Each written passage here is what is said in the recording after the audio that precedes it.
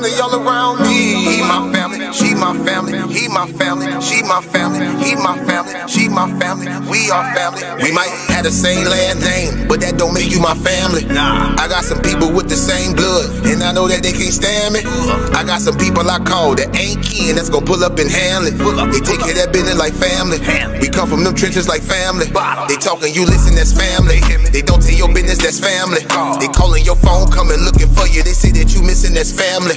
They don't need permission, that's family. When you hurt, they can feel it, that's family. Let them come while you're cheering, that's family. Let them come when you living, that's family. Family all around me.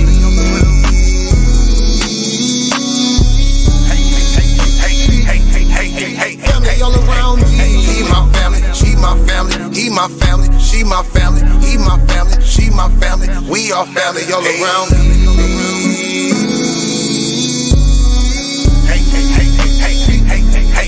Family all around me. He my family, she my family, he my family, she my family, he my family, she my family. We are family. Hey, ain't nobody fighting around here.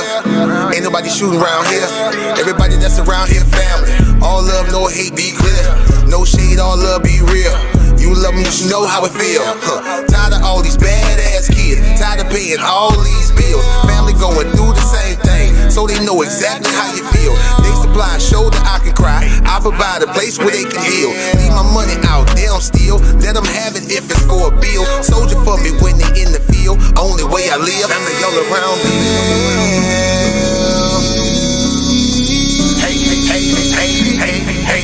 Family all around me. He my family, she my family, he my family, she my family, he my family, she my family. We are family all around me.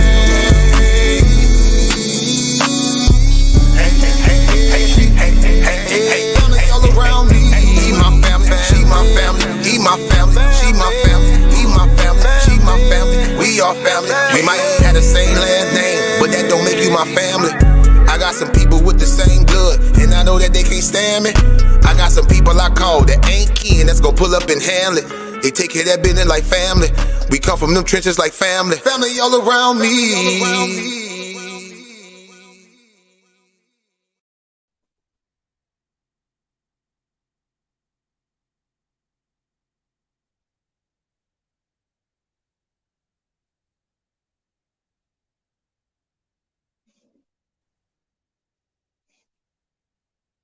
Shalom, shalom. Most High bless. I'm having terrible difficulties this evening, so I hope that my brother can forgive me. I'm on the screen twice, and I'm doing that just because I'm having terrible difficulties.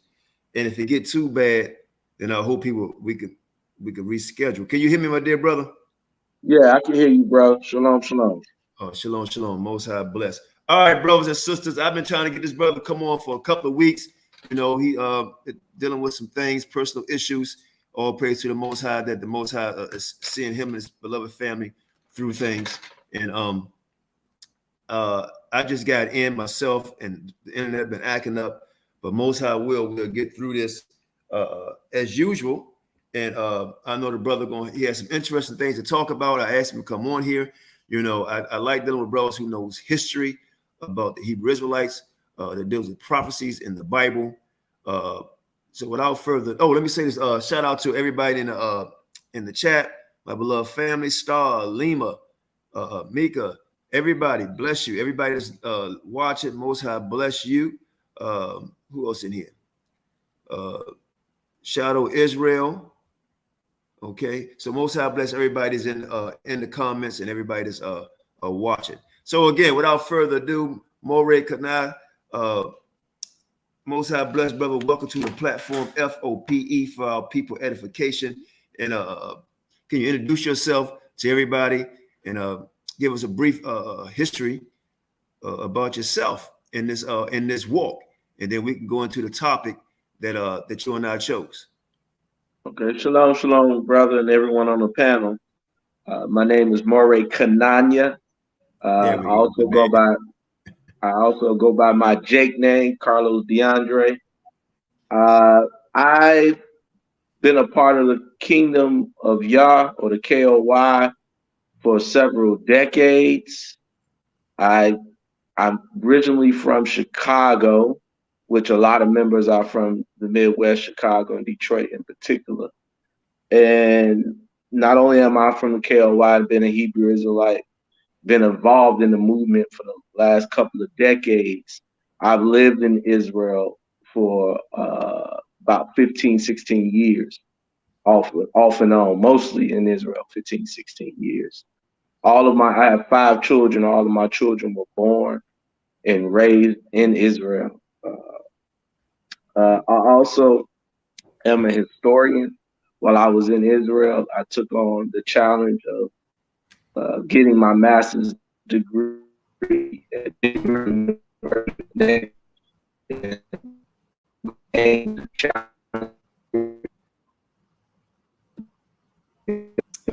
You're kind of breaking up on my end. I don't know if it's okay. Go ahead.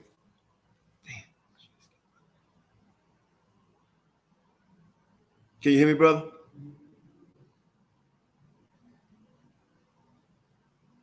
If anybody can hear me, put a 1 in the chat.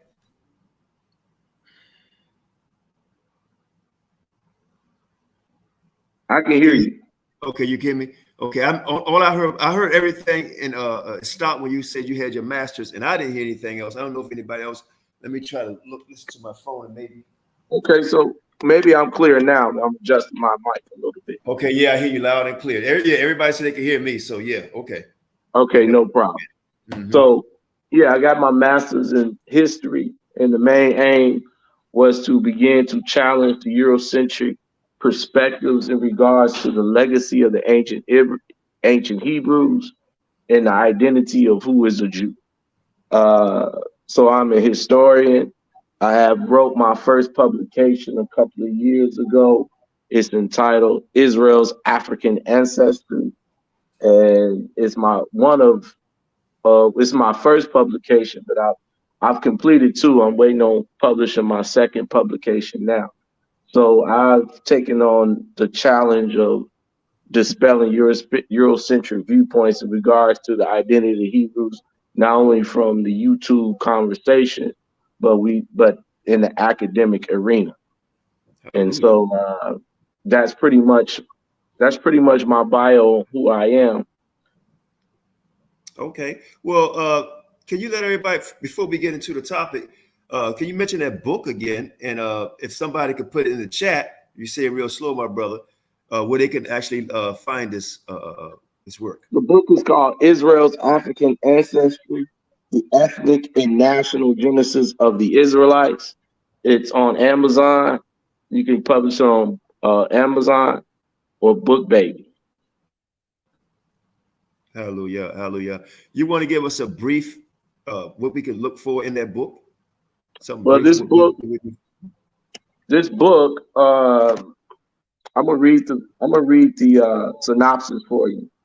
Okay. It says, whereas the prevailing argument amongst academic scholars today is that the Israelites descended mainly from Canaanite tribes and maybe even Egyptians, Israel's African ancestry, the ethnic and national genesis of the Israelites, takes this claim to further height, combining archaeological, ethnological, biblical, historical, and epigraphic data.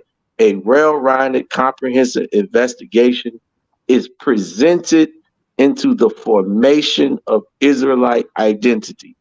This book is based on a plethora of primary and secondary source materials synthesized with existing research on the historiography of the so-called Near East.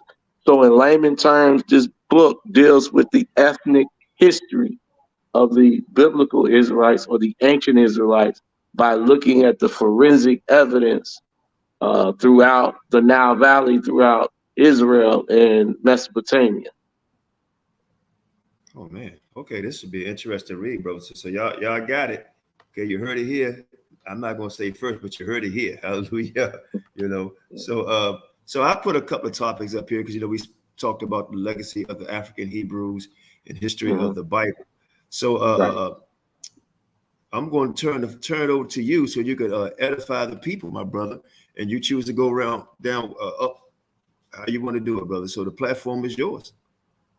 Okay, so I think me and you initially we were talking about the history of the African Hebrew movement here in America, and it Yes. was just interesting. A couple of days ago, I saw an article which I shared with you. Was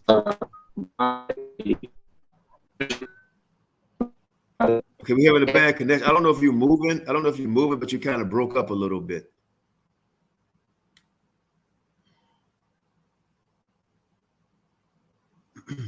man by the name of Andrew Eckeston, Mm-hmm. and he was writing about the history and legacy of the Hebrew Israelite movement. And the reason why this article caught my attention, as I read it, I realized that the way that he was framing the history of the movement was incorrect. And most of the time, when the question or the controversy or the argument about who is the Jew or who is the real Jew or are blacks connected to the ancient Israelites, many of the so-called European scholars, they began to connect the legacy of the Hebrew Israelite movement back to Christianity. And they completely ignore the legacy of the movement, genuine attachment and connection to African Jews in Africa, and the connection that many African Jews had began to migrate to the US and began to teach about the legacy of blacks and their connection to the ancient Israelites. But this particular uh, editor or reporter, he chose not to ignore that particular legacy, and he began to write the history as if it was only connected to radical Christian preachers in the 19th century, and that these preachers became had dreams. One of them was William Crowdy. I don't know if you're familiar. He's one of the Yes, I more am. familiar. He's one of the more familiar uh, patriarchs in regards to this movement. And most of the time, when they talk about the history of the Hebrew Israelite movement, they tend to focus on him and him being an ex preacher or Christian preacher, and how he had a dream that the ancient or the blacks in America were the Hebrew Israelites. Now that is a true story, and that is a real legacy, and that's a real part of the Hebrew Israelite movement. It is a real part of its history, but that is not the only part of its history.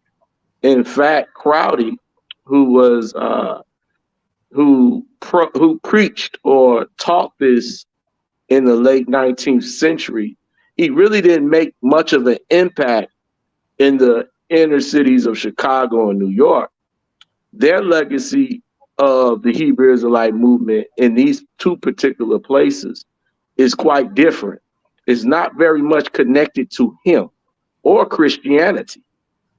When you look into the origins of the Hebrew Israelite movement in New York and Chicago, you will find two particular people in particular. One in Chicago, his name was Rabbi Hassan. He was an Ethiopian Jew who came to America and established the first Hebrew Israelite temple it's now called Beit Shalom. It's the oldest and it still survives today. He was not a Christian. He was not connected to Christianity. He was an African Jew who came to America and established the first Hebrew Israelite temple in Chicago, and it had no connection to Christianity.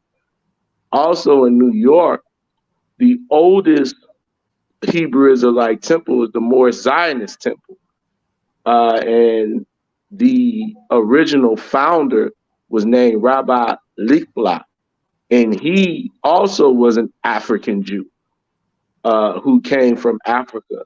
and he established the more Zionist temple even before Hassan.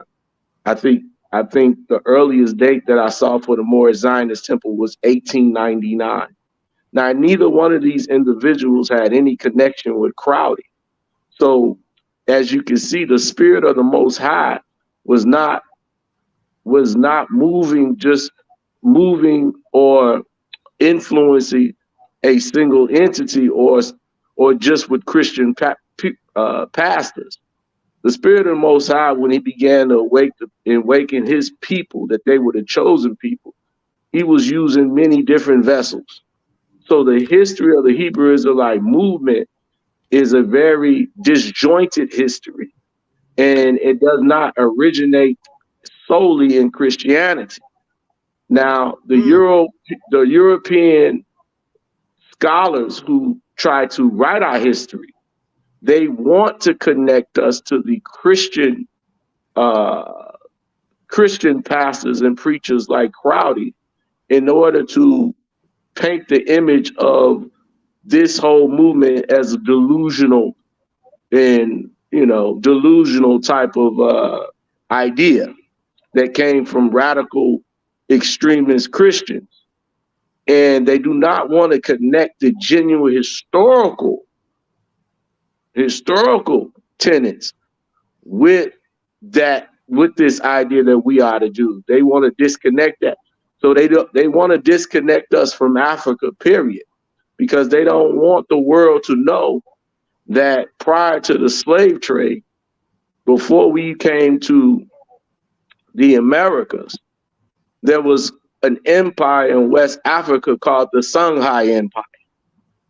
And the first leader of the Songhai Empire is a king by the name of Askia Muhammad I. And in the Timbuktu Chronicles, it talks about his persecution of Beta Israel, of the Jews that were in Songhai, and how he began to persecute them. And he was one of the original African leaders that began to sell us off to the Europeans. So they want to make the movement an irrational, delusional movement where not on my watch, not on the historians' watch, as those who have taken on the task of making sure that we dot our I's and cross our T's, I'm going to make sure that when we have these conversations, that we don't have to use Bible prophecies, we don't have to use dreams, we don't have to use intangible things to articulate things that we could use concrete things to do so. And so that's my task, and that's pretty much what I do. And I appreciate you having me on the show. So I'll stop there and let you ask some questions. Oh, sure. Because that article you're talking about, I saw that a few days ago. And I was like, what the hell is this? Because I actually have a book, and the name of it, I think, is called Something Zion. It talks about Cherry, and it talks about all the brothers there. And he was talking about something about some lady in Russia, had a part of this. And I'm like, what the hell are they talking about here? So let's do this. Now, you do know, like, a lot of people, well, I'm sure you know, a lot of people here in the Americas are saying that everybody in Africa is Ham, right? And all Israel is, I guess, every place else but Africa. And I mean, this is an asinine argument, because you can, or at least I found, you can go there and just Google this YouTube, and you'll see people that's been keeping this, practicing, with circumcision and so on, way before we even knew in the past 50 years that we was Israel. Okay, so, and I know you want to, how can you tie the history of the Bible with the connection of the African Hebrews? That's a good question. I was on Sarnetta a couple of weeks ago, and this question of Hamites and Shemites came up. And for me as the historian, I'm gonna take off again when I do these types of podcasts and things. I take off the Hebrew Israelite or some of the traditional beliefs, or even things that I was taught, and I put on my historian hat quite often. So If you want to share, if you want to share the screen, you can too. It's up to you if you want to show something. okay, I don't need to at the Okay. moment. Okay. So when we talk about Ham, Shem, and Japheth, that particular legacy, one of the things that, and I articulate this in my book very clear, you're not talking about ethnic groups or racial groups. In ancient times, you're talking about caste systems, tribes, and clanships. This is a different type of ethnic reality in ancient times. So what we're doing is we're projecting the modern realities of race and ethnicity onto a legacy and history of the ancient past, which is quite different. And I talk about this extensively in my book. So when we talk about Ham, Japheth, and Shem, we're talking about caste systems. Okay. And in fact, what I do is I get into the ancient histories of Mesopotamia, ancient Egypt, and show you how the term Shem was used in those particular empires. And if you go into the records of those particular empires, and even in the Near East, one, you will never find in any historical record of people ever calling themselves Shem. That is, you never see anywhere in any records. But what you will see, if you really dig deep, is that the concept of Shem was a priestly caste order, and is echoed in the Bible very much so. For instance, in the book of Yesha, it tells us that Shem was the same person called Melchizedek. Melchizedek was considered a priest, a high priest. In fact, the historical Jesus or Yeshua is called in the book of Hebrews a priest in the order of Melchizedek. Melchizedek is the same as Shem in the Bible. They're the same person. And so when I began to read the folklore or the oral tradition, which is the Bible of the Hebrews, I get into the historical records of ancient peoples, and I find this term Shem or Sem, right, used to describe priests. That's why in the book in the Torah, it calls the Hebrews a nation of priests. So in the ancient times, and I know it may be confusing, this is the first time you maybe ever heard this, and I talk about this extensively with details and such, just giving you a very clear understanding what Shem actually means. It means a priestly order. So those who were considered Shemites were connected to the priestly orders of not only Israel, but ancient Kemet and ancient Sumer. All of the priests were considered Shemitic. The concept of Ham in the Bible also represents a caste order. So we're not talking about racial groups and ethnic groups as it's projected, or how we're not talking about it in that way. So fast forward today. So today, the idea that Africa is a very large continent with many different tribes, clanships, and peoples. It's probably the most diverse continent on the planet. Many different languages and cultures and systems and clanships, tribal religions, etc. And I know you mentioned circumcision, but circumcision did not, according to history, begin with Shemitic people, right? because we see the ancient Egyptians actually circumcising, right? Right. So the whole idea that you can identify a Shemitic people with circumcision, you would have to throw that out the window if you were looking at it through the If we were to historical start from lens. today, if we were to start from today, you would have a problem with that now because everybody getting circumcised. But And then it's really a problem today because everybody, even Europeans, are being circumcised. exactly. So it's very much a problem. So that would not be a way that you would identify. Also, Right.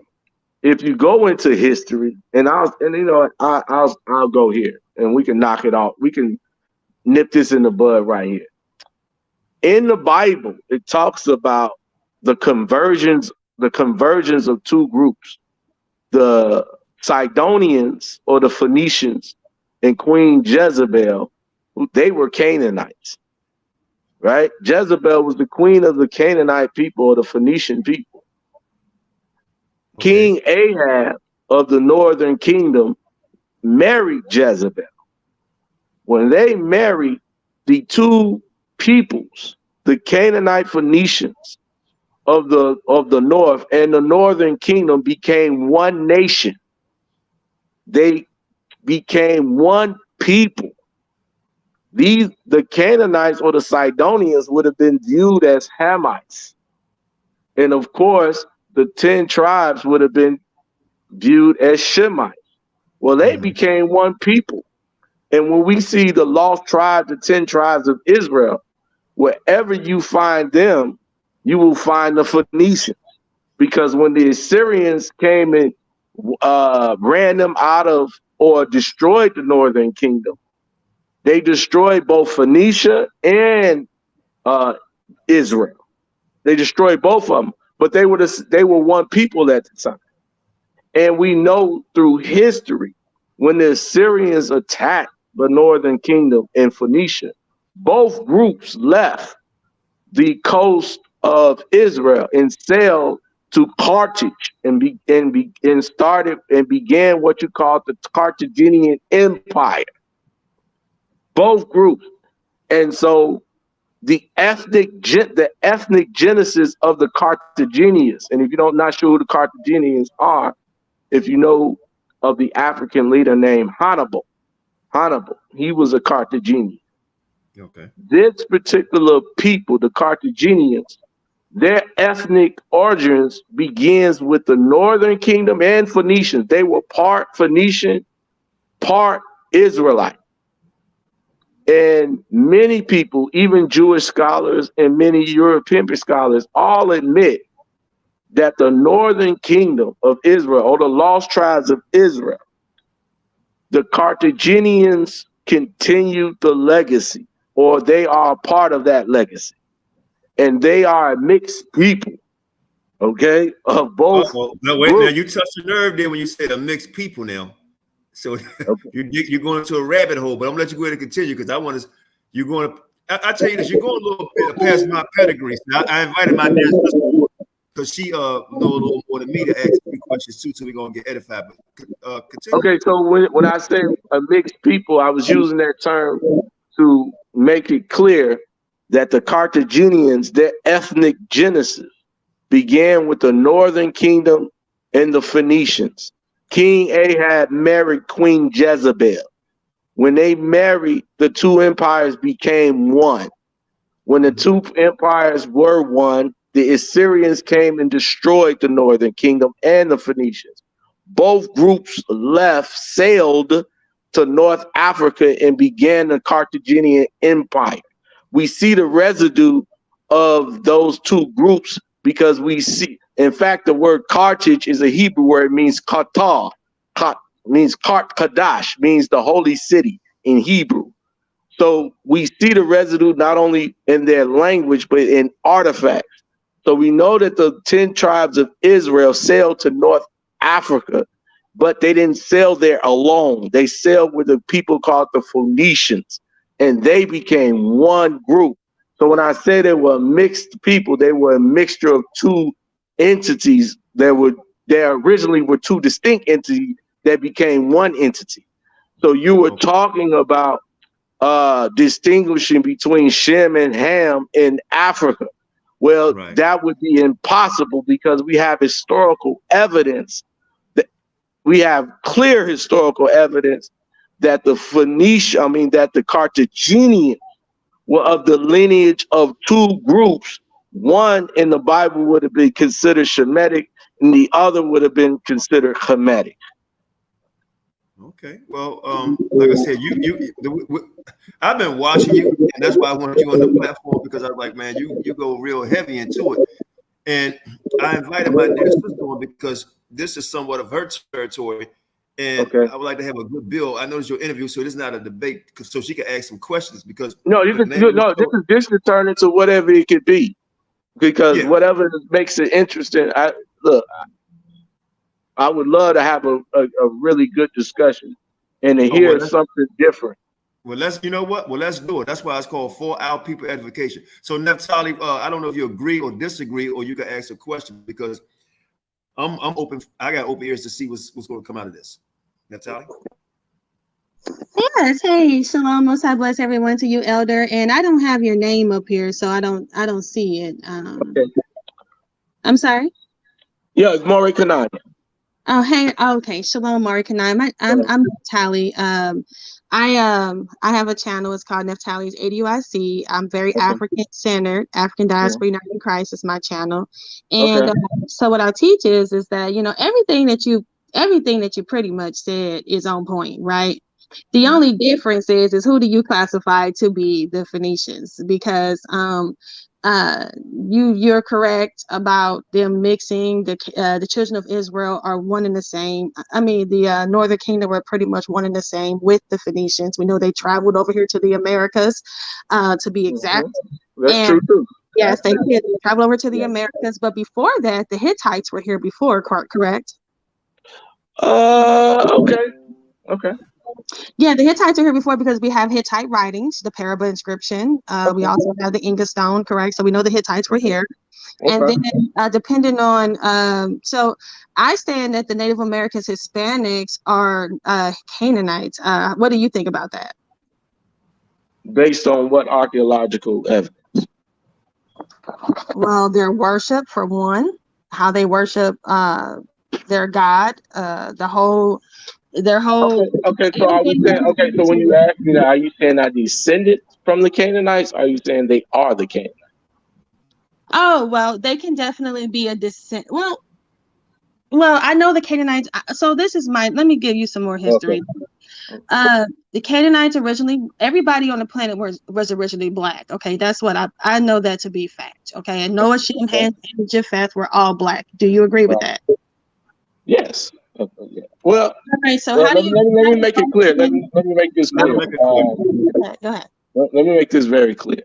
As far as I'm concerned, anything that in the Torah, everything in the Torah is not literal history. So I don't believe in a literal interpretation of all of our stories.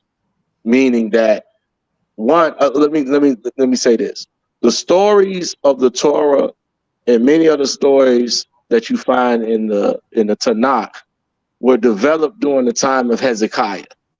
And I talk about this on Sarnetta's show, that most of the Bible began to be written during the time of Hezekiah, when he had a pan-Israelite type of agenda, and he had scribes and priests began to create a history and legacy in which the northern tribe and Judah were related.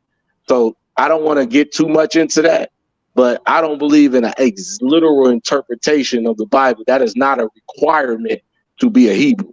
I think we, coming from a more religious background, us Black people in America, we tend to think that we need to have a literal interpretation of the Bible or the literal interpretation of the Quran.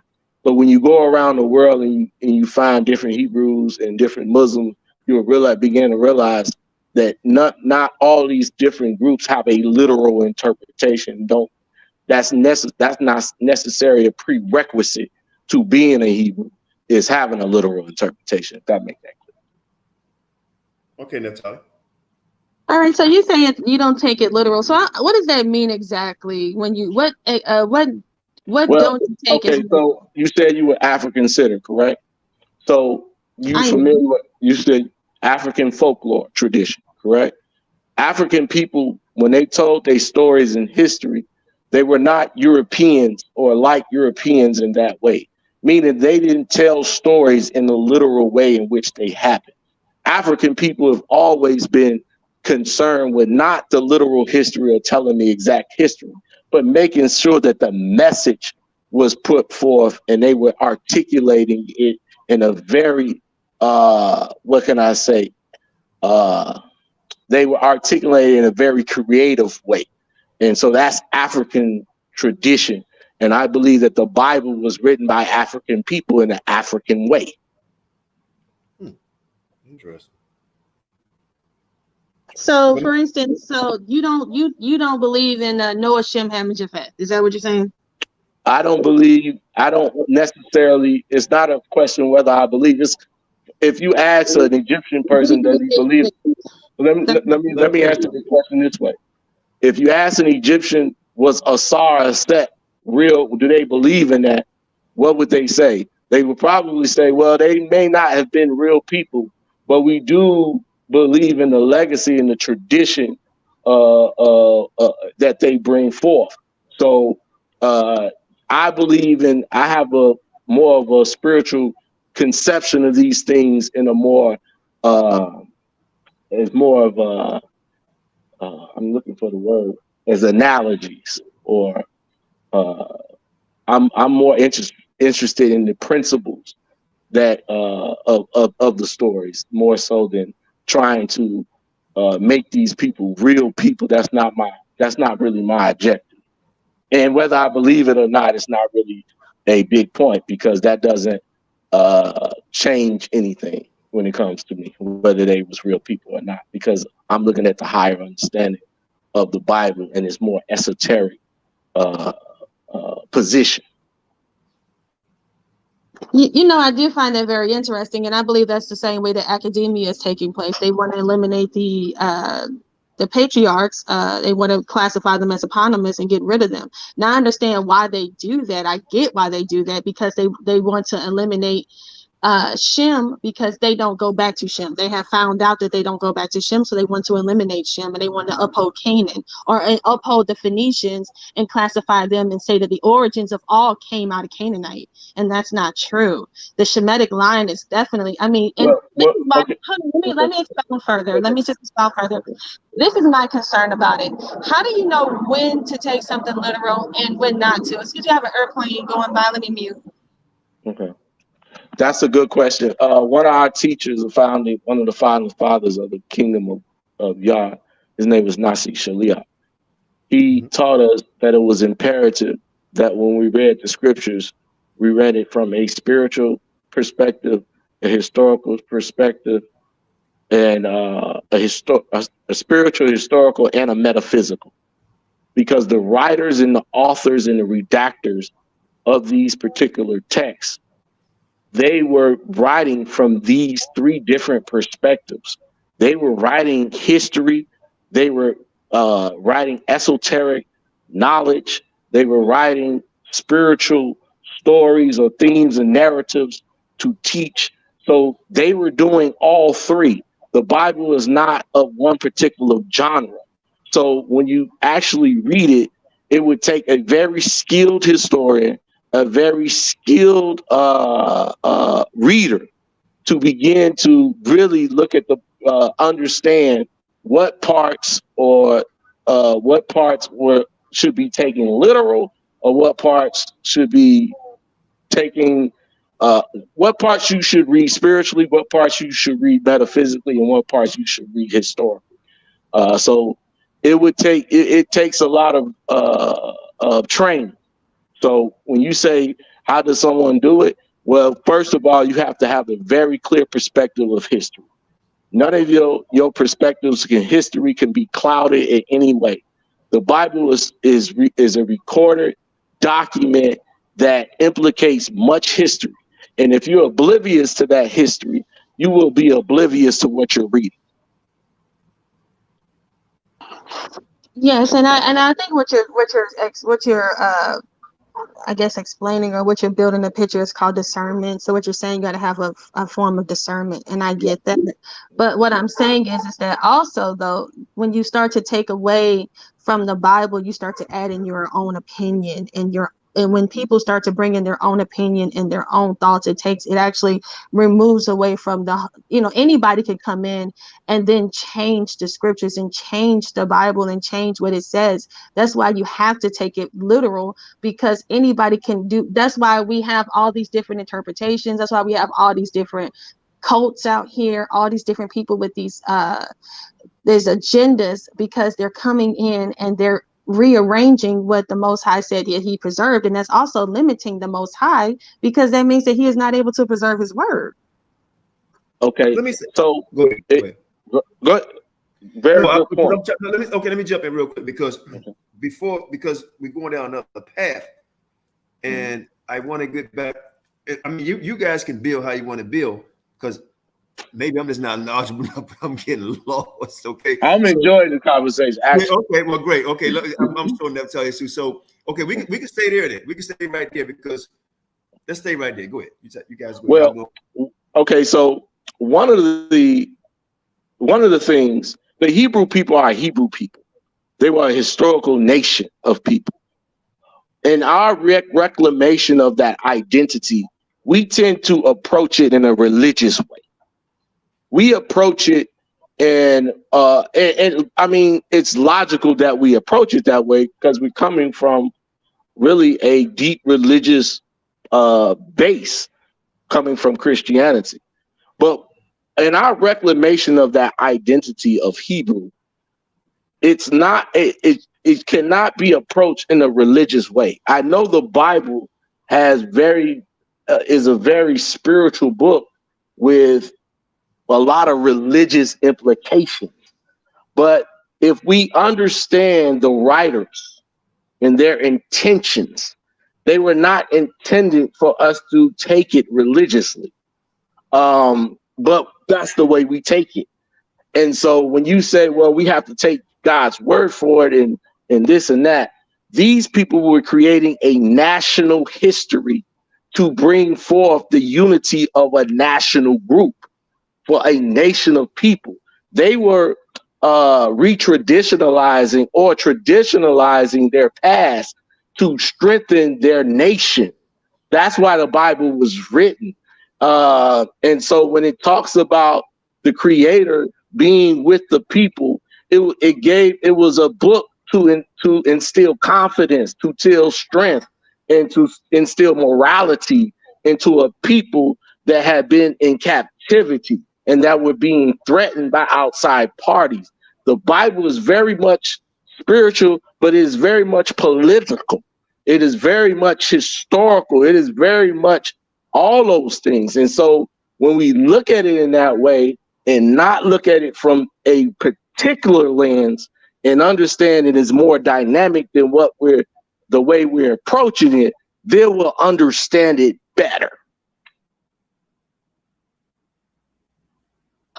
Yes, I understand that. But see, this is my thing is this.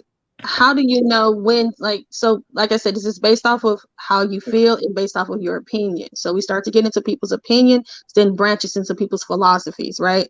So a lot of this, what you're saying, is philosophical. And so when you think about it like that, because I'm a very literal person, like I'm very literal and very analytical. I take the Bible for what it says, because if the Most High is indeed omnipotent, he's also all-knowing, autonomous, all these things that we say he is, then why wouldn't he be able to preserve the word? Also, what I have to add to the list is the fact that you say that, okay, you want to make Noah, Shem, Ham, and Japheth eponymous. My thing is, why? No, I didn't say I want to do that. I said it doesn't matter to me. It does matter, because the thing is that the reason why it does matter is because this is our origin story. And if the origin story is not correct, then how do you know who the people are? You start to get into a conundrum where you're saying things as if it doesn't matter. It does matter. This is the lineage of the people. How do you go back to someone that did not? That's a good question. And so in understanding who wrote the Bible and who wrote the Bible and when they wrote it is so important to even having a conversation like this. There's no way that we can have a clear, we'll have an open-ended conversation if we don't get to the point of who wrote it. Okay. And once you identify, and see, this is where many of many of my Hebrew brethren have really don't charter in these waters. Who wrote the Bible and when? And how do we know? There's been very much a lot of research into that particular question. And when we dig deep into that question, we realize that the Bible was not written in the time in which it depicted. We know for a fact, because it says in those days, there were kings. In many parts of the Bible, that particular reference and phrase lets us know that the people who are writing the stories are not primary to those stories, meaning they were not actually there. So what does that mean? That means they're recreating and retraditionalizing a history of oral tradition to reestablish a history that was lost. So because that's just implicated in the Bible, that means our approach to the content has to be different. It cannot be approached in a way in which we think Moses actually wrote the stories, because that would be incorrect. It's incorrect in many ways, and I'm not saying you believe that, because he actually it's actually written about it in his death, right? So he didn't write the story. So who did? And so when we as historians, when you say it's philosophy, it's not very much philosophical anymore because of archaeological, anthropological evidence. We can begin, because there's evidence that implicates such, based on certain literary dynamics that we can cross-reference with other epigraphic evidence. We can we can actually take and dissect different parts of the Bible based on names being used to get an indication when it was written. If that makes any sense to you, that means we could, like, for instance, in the Bible, in the Torah, it uses the term Mount Sinai, right?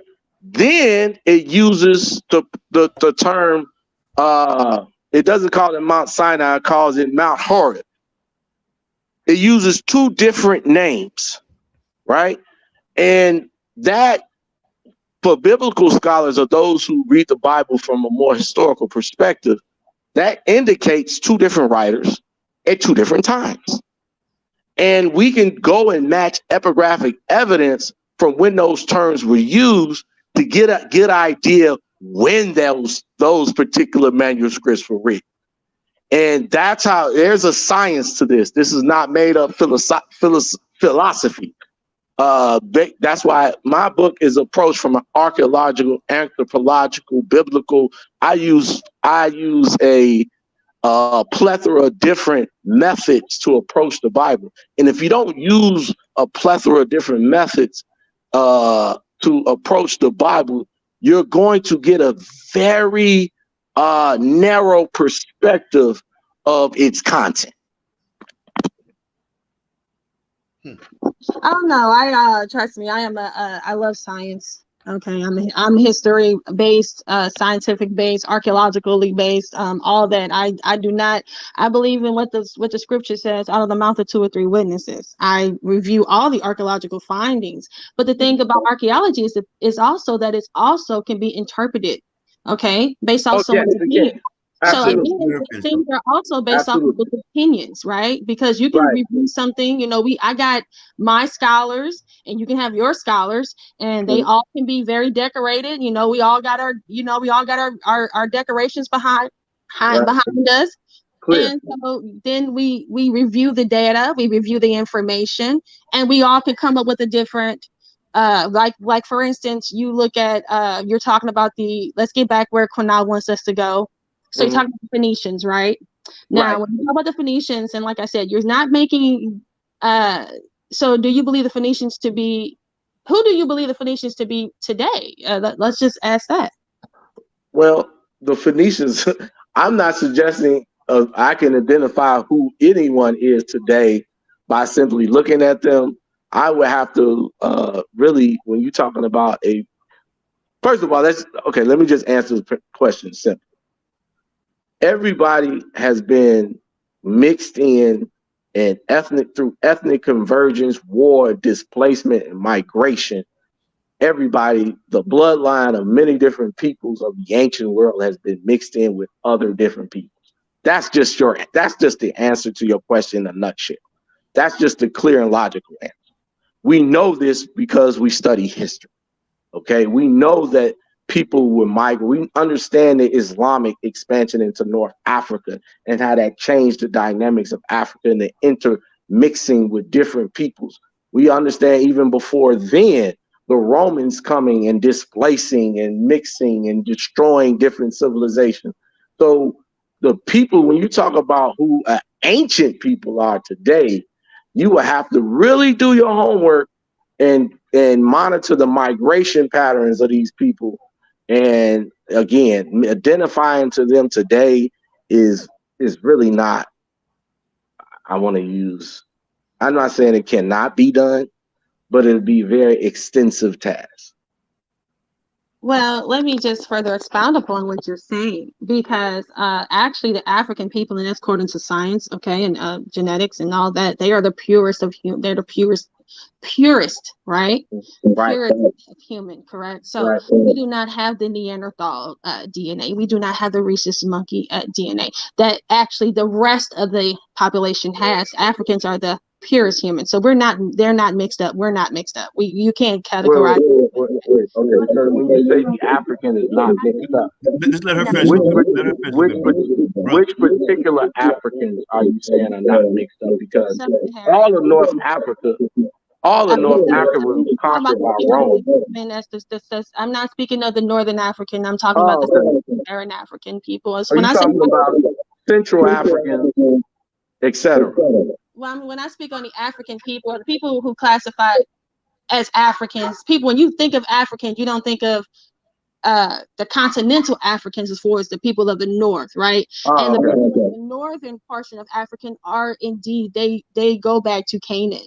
I mean, and when you say that, you say, well, how do we know? Well, you can look at the worship of their God. You can look at their ways. Yeah, absolutely. Since I hear feedback, I don't know whose side it's coming from. I think it's coming from your side now. It probably is. I have my kids here and the dog. Can you still hear it? Yeah, when one of us talk, we like hear on your. So that's why so this is what we do, brother. When she let her finish, and then you can go in, because when we talk, it's like three people talking. So go ahead and say your part, then you can respond. Go ahead now. Thank you. So there is actual archaeological evidence to support. We know their patterns. We know their routes. They actually have writings. We know their language. We understand that their language actually branched off into a different people. We actually know the worship of their gods, how they worship their gods. It is the ways they still have their ways. So the thing is, it's just like with the Hebrew people, the Israelite people. We look at like we say, oh, we came over here on ships. Oh, we look at our, Okay. I wasn't actually saying what you. Everything I agree, everything what you're saying. What I was saying is you can't tie the Phoenicians with a particular people, because when you really study it, as far as bloodlines, can you trace traditions of the Canaanite or the Hebrews to many peoples in Africa and even in America? Absolutely. So I wouldn't disagree with you there. What I was saying was, you asked me a very straightforward question. Who are the people today? And I would say they're probably a host of different peoples and who express the culture in probably different ways now. Well, yes, I believe there are a host of different people as well, but those people all have a link, they all have a tie, and they're not in Africa. Well, they're not in the sub-Saharan region of Africa, is what I'm saying. Let me jump in real quick because Mhm. you asked a question about Natalie asked a question and it goes online. I'm just trying to get a little deep myself in this because some people say it's hard to trace the line, but especially when it comes to us claiming to be Israel. Everybody, it's impossible, but everybody else can do it, but we can't. But the three of us know that we have a lot of people claiming to be us, and it's Okay, that's a good question, bro. Mhm. I did a presentation in Israel earlier this year about tracing the steps of the ancient Hebrews from the land of Israel all the way to the Americas. Okay, Mhm. so I can give you a little synopsis and really give you some historical points that are pretty clear, and there's much evidence and documentation to support everything that I'm going to say. So, in the 4th and 5th century BC, we see a Hebrew community in Africa in the Nile Valley in Elephantine, and it's very well documented. This community, it was called, and it's in the Elephantine papyrus. And this Elephantine papyri, I'm sorry, because it's plural. There were hundreds of papyri that documented the legacy and tradition of these people in the Nile Valley in a place called Elephantine.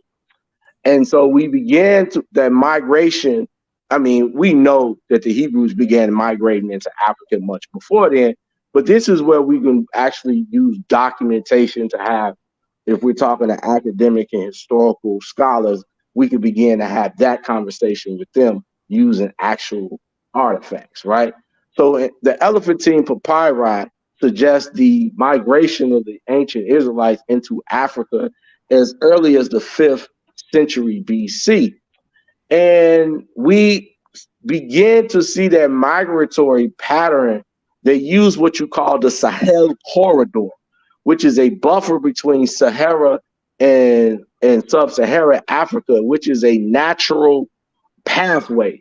We began to see them travel into a place called Timbuktu, the area of the Sahara where the empires of Ghana and Mali and Songhai. We find records of the Israelites in those empires, right? So we don't have to have open-ended conversations about Hebrews being in West Africa because there's actual archaeological, anthropological, epigraphic evidence that proves it. Like I said earlier, right before the beginning of the slave trade, it was a leader named Askia Muhammad I. He was documented as persecuting. He was a Muslim. He was persecuting anyone who did not convert to Islam. And many of the people that he persecuted were Hebrews who refused to convert to Islam. And it is documented that he enslaved them. And it's also documented that he was a major trader with Europeans. Why? How do we know this? Well, we know that he traded with the Europeans because right before his ascension to the throne, there was a dispute between the Moors and the people of Songhai. The Moors, there was three, in the historical legacy, there's three peoples: the Europeans, the Moors, and the African or the Songhai people. The Moors had been the enemies of the Africans because they had been taking advantage of them and then selling their goods to the Europeans. What happened was the Moors got into it with both parties. They got into it with the Europeans and they got into it with the Africans. The Europeans conquered them, and at the destruction of the Moors, we see the beginning of the slave trade. Because what happened was the Europeans bypassed the Moors, who were of North Africa and the Iberian Peninsula, and they went straight to the Africa and began to trade directly with the kings of Songhai. And in their exchange of goods and services also went slaves. And this is the beginning of the slave trade. And many of those slaves were the people who Askia Muhammad I, who had persecuted. They were they were Hebrews, they were Israelites. So we don't have to have conversations talking to anyone without referencing actual documents. Okay, hallelujah. And the The reason documents, why I say that, I didn't say the documents that I'm referring to is the Tariq al-Fatish.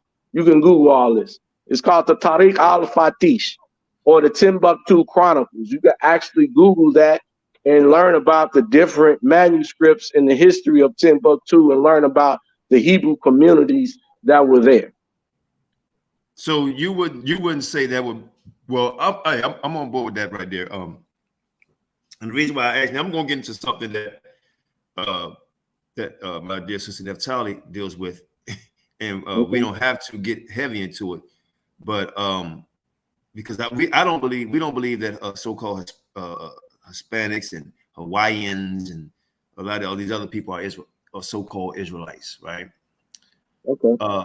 Now, how do you see like where the so-called white man come from, and is Canaan all black or so-called black to you? Canaan. Okay, that's two different questions, right? Yes, sir. Two different. Okay. Well, is Canaan so-called? You talking about the biblical Canaanites? Then and now. Then and now? No, because you said so-called biblical. So when you say that it seems like you different. You like separate. There's a huge difference. I mean, when you study the. Okay, so in my book, I talk about how the Hebrews are the historical Canaanites, not the biblical Canaanites. The Canaanites that the archaeologists and anthropologists have labeled Canaanites. I go in my book and I explain that these people are not actually Canaanites. These people are the Israelites. So when we talk about Canaan, it gets confusing because the biblical Canaanites, we know very little about them in archaeology. We don't. The original Canaanites, the Amu people, the Amorite people, those were the people that were in Canaan when Abraham came and during the time of the patriarchal era. We know very little about those people. And so they almost kind of fall off the edge of history.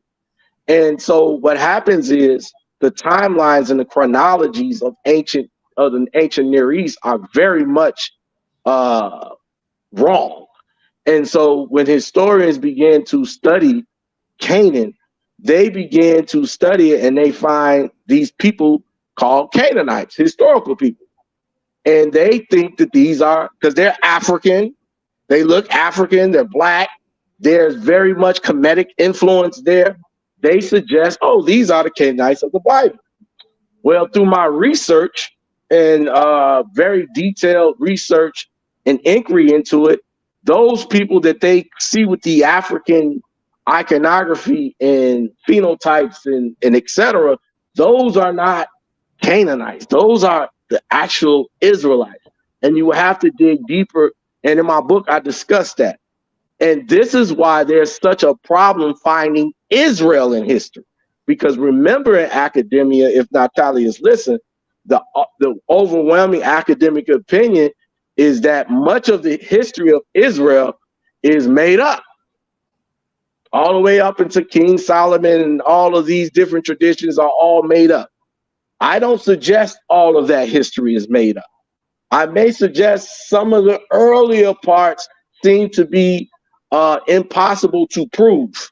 But much of that history, and I want to make it clear to everybody listening, much of that history of King Solomon and the king of the kingdom of Israel is actually a literal history. And we find, and the reason why it's not an opinion for me is because I'm able to use evidence to support my answer. Very clear. Can I jump in a little bit Yes, there? you can. I'm gonna give you some time because you was very patient and quiet. Yeah, so go ahead. You can go in a little bit. Go ahead. Yeah, and I just looked at Mighty Hebrew Shalom. Yes, I didn't know that. I didn't know who I was. I'm sorry, Mighty Hebrew. I don't mean to be offensive if I am to you. I just looked at your comment. I'm just having a good conversation with the Moray here. Yeah, we're just having a good. I don't mean to disrespect, right? Okay. Oh, you've been very respectful. I don't know about what You say, do you know who you're talking to? You know, I'm like, okay, I don't know how to do it. No. I didn't know. No, please continue the conversation because it's important that see a lot of this stuff I can't get out my own points because unless you ask and bring it out of me, I can't bring it to you. So I like the engagement and conversation because I wouldn't think to say all these things. That's how I am too, and this is great because you and I are actually on the same page. You don't know, but we have some differences. So you're correct, right? What you're saying as far as the Canaanites, academia versus the biblical Canaanites, right? That is correct. We see academia is painting a picture of one group. Matter of fact, academia. So Canaanites can be like how we are. This is how I view it. Canaanites can be how we are Americans, right? There are many Americans. There's Chinese Americans, there's Black Americans, there's white Americans. There are many Americans, but we all come from the same landmass. And that's with Canaanite, right? There are many different groups that resided in Canaan, which were the children of Israel. There's the Moabites, there's the Edomites. There's many different groups that resided in Canaan. Now, I say this: there is a lot of evidence to support who the Canaanites are. We have unearthed. They have the Hittite writings. The Hittite writings. Give me a second. Hey, brother, when you agree about her, when she talks, her mic is open, we get a feedback. So this, I know you're agreeing, but when you say something, it's like you probably can't hear it, but it's like a horrible feedback. Gotcha. All right. Go ahead and talk. You free now. I'm sorry, I'm trying to make sure my door is closed and my kids, I'm trying to keep it as quiet as I can in here.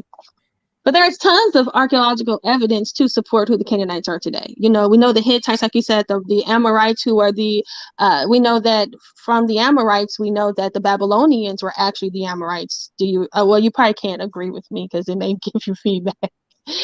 The Amorites were the Babylonians. The Hittites actually exist. We know where the Hittites are located. We know that the Amaru people, who are the Amorites, we know the Mari people were the Amorites. We know that the Canaanites have a huge history. I mean, if anything, the Canaanites have the most history than anybody, I believe, in the scriptures.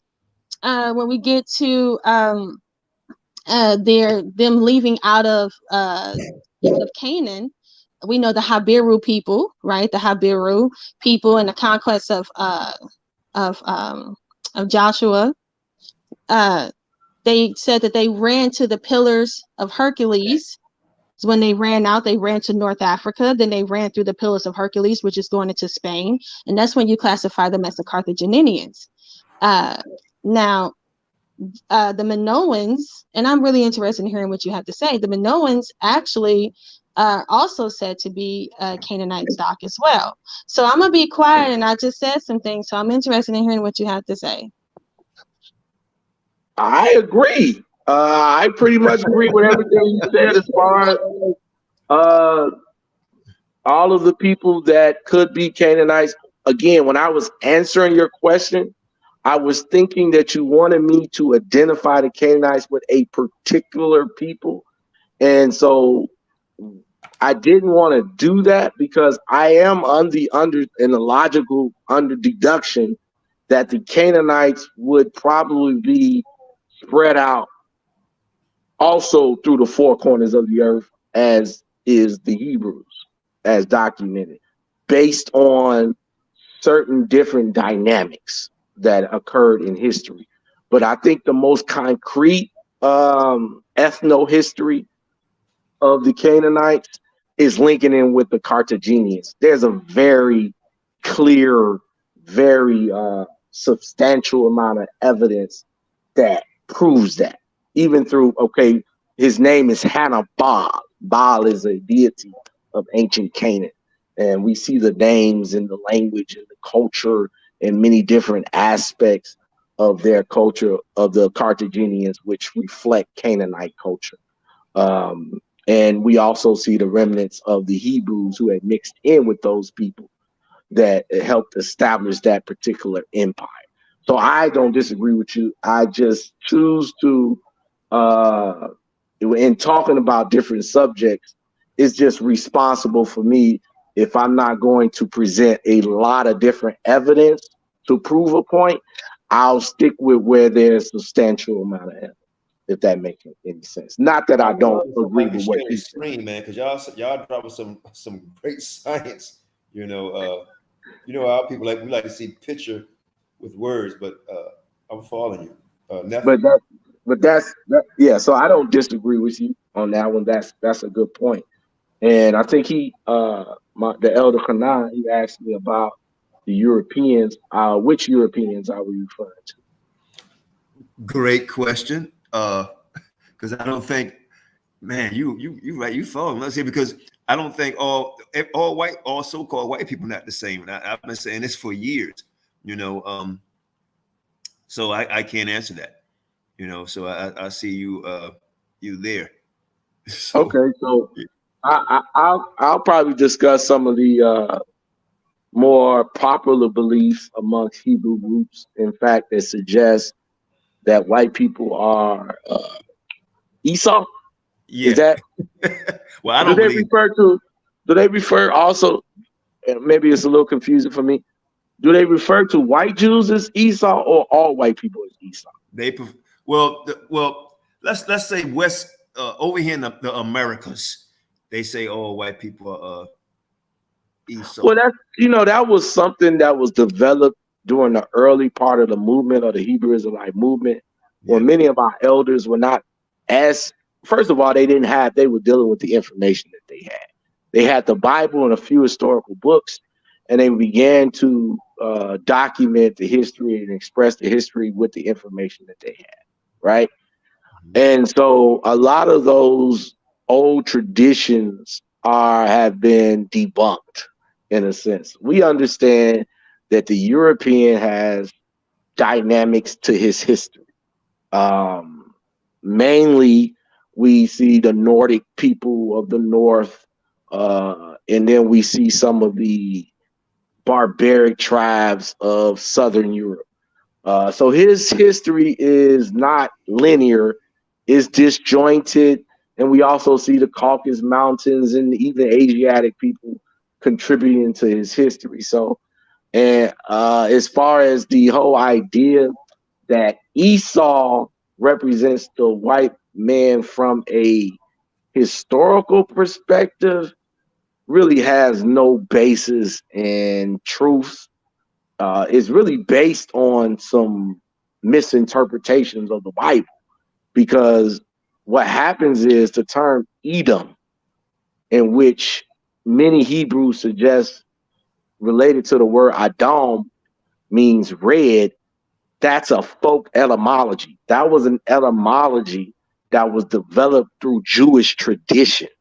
The root of the word Edom is the same root of the word Adam. Those are the same word. It's written differently in English, but in the original Hebrew, it's the same word. The word Adam has nothing to do with red. If anything, the word, if you want to attribute it to a color, it would be brown, because the word Adam is connected to the word Adamah, which is the soil, which is the dirt in which he was brought forth from. So in that, the soil in Israel is not necessarily a reddish white, or I don't know, a reddish bright red, but it is a brown. It is, and it means sometimes it is a dark brown, or sometimes it's a sandy brown. It reflects the skin tone and the color of the people, of the black people that are in North America today. So hey, let me, I'm sorry to cut you up, because I don't want to hold you too long, man. Hey, look, this is why I kept calling you, asked you to come on, because I've been doing some study on you, and I knew this was going to be a great bill. That's why I invited Naphtali on. And I know we's going in the spirit now, but so I'm gonna jump here and there, man. I tell y'all two will be a great tag team. So let me ask you this, because we have people over in the so-called conscious community, and I'll drop their names. We have Shaka Utmost and we have Jabari, and they claiming that we're Egypt, right? And or they don't say Egypt, they say Kemet, right? Right, Kemet, which is another form of the word Ha. Ha, it's the same word. Exactly. So what do you have to say to them? Because when you ask, I say, well, can you prove? And they never prove. So what would you say the so-called Kemet people, or what we would say according to the Bible, the people of Egypt be today? That's for both of you.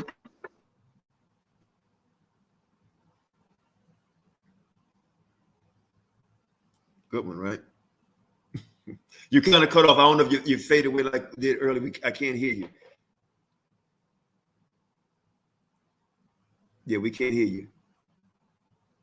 That's how you want to jump in and finish up what you were saying till we come back. Well, you know, I'm just gonna hop off. I'm working right now anyway, so yeah. So but this was a great deal. You know what I'm saying? I was enjoying it, but you know, we can talk another time. You know. No, nothing. If you got something to say, you can drop the question and leave. It's something you disagree with, because I think one part was, he had to come back in. One part was we asked about the Indians today and natives, and I don't think we got a clear answer on that one, you know, because he said, well, we don't really know, and you say you do. And I think that'd be a great bill, like, you know, to get down to who are these people, you know. So the link is still in the room, brother. You can come back in, and we're not gonna stay on too much longer. Star Lima, Don P, somebody put the link back in the room, because I think that was a great question. Who are they? You know, who are they? Because it seemed like he's agreeing with you somewhat on Canaan. You know, I don't know. We don't have any issues at all. Like, we are really like, and it's like he said, this is great, because like, yeah, he's like right on point. Y'all right on point. Yeah, because you can definitely see that we know we have the same understanding. The difference is that when it comes to, see, I look at it scripturally and biblically, you know, I mean, scripturally and archaeologically. And so I'm looking at them like how we look at ourselves. So we look at ourselves, we go like, the children of Israel were brought on ships, the curses of Deuteronomy. You know, we look at all these things to pinpoint who we are. So I look at those same things as the Canaanites. So we know that the Canaanites worship the God, and the way that they worship Baal is the same way. We look at the language of Canaan, right? And we look at who's like, for instance, like the Amaru Khan. The Marucans actually are the same as they're Canaanites as well. So there's 11 tribes of Canaan. People have to remember that. And there are in the scriptures, it says Canaan spread abroad. So they went all different places. They did not just go into Africa and just sat outside in the dirt. These people were builders. They were the masons. They were the builders. They had the word Canaan. The cannon that you shoot cannonballs from actually comes from the Canaanites. Cannabis comes from the Canaanites. Like, they have impactful history. It's so much history. Now, when we get to Hannibal Barca, people say he's black, but then again, people say he's white. And then when you get to the Moors, I need to talk to a Moor. I want to talk to a Moor so badly, because when I research what the Moors talk about, they say that they're Moabites. What does a Moabite have to do with a Canaanite? Moabites are Shemitic, but then they take away Noah, Shem, Ham, and Japheth. They take them away, and then that's when we just stay with Canaan. And Canaan, we're not Canaan. We are Shem. We're Shem. And so, and Moabites are Shem. Esau is Shem. All these people are Shemitic, even though they all did mix and procreate with the Canaanites. And we look at, he said, he put it right on the nose. He said, the Canaanites and the children of Israel were pretty much one and the same with the northern kingdom. Well, when you look at who's on our 12 tribes chart, it practically makes up all Canaanites because that's what we roll with. And that's the reason why we're in captivity today, because we keep on being with these people. Right. I mean, like it just, and I have more that I can bring out, I am, I'm back.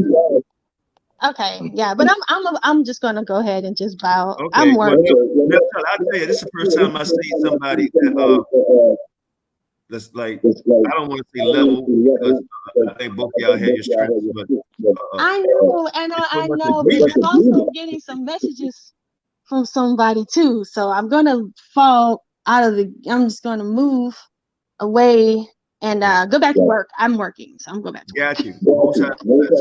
Okay, brother. Pan African, the link is in the room. Mighty Hebrew, the link is in the room. We've been on for an hour and a half. I actually ended up double booking by mistake. We had another brother coming on. Oh my goodness. I'm not gonna say who it is, but most I will. Hopefully he can come on tomorrow. And again, brother, you know who you are. My deepest apology, man. I've been trying to get so many people on, and I'm running like 5 shows behind. I end up double booking this one, and then we because me and the brother here actually scheduled for Thursday. Things just came up. So the link is in the room for the Pan African brother and the Mighty Hebrew. I'm back on, bro. Okay, you're good. You're back on. Yeah, I'm back on.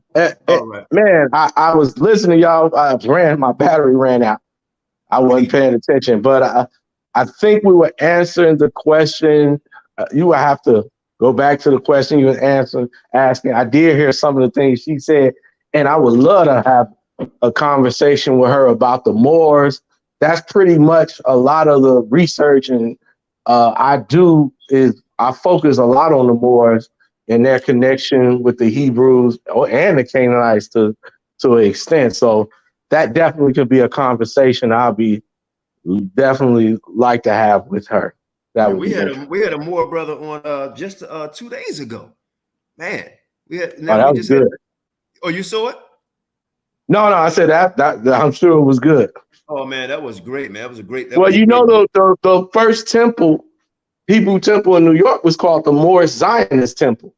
It was the Moorish Zionist temple that influenced the Moorish temple of science. So that in many regards, the lineage of the Moors and the Prophet Noble Jew Ali is connected to the legacy and tradition of the Hebrew Israelite movement. Yeah, I agree with that. And that's, boy, man. Okay, this is why you can see why I asked you on, because let me say this to my listening audience, and this is how a bill is supposed to happen. No cursing each other out, moderator not taking a side, just keeping things in order. And we can agree to disagree. And when we disagree, we push that to the side and find some common ground we agree on. Then we can go back into the disagreement and try to build on that. Absolutely. I'm not interested in having conversations that don't involve conflict, because if everything was going well and we all knew the truth, then okay, those conversations will be okay. But everything is not going well. We're not in the position that we are in. Therefore, we need to come together and hash out these misconceptions and our disagreements in an intellectual way.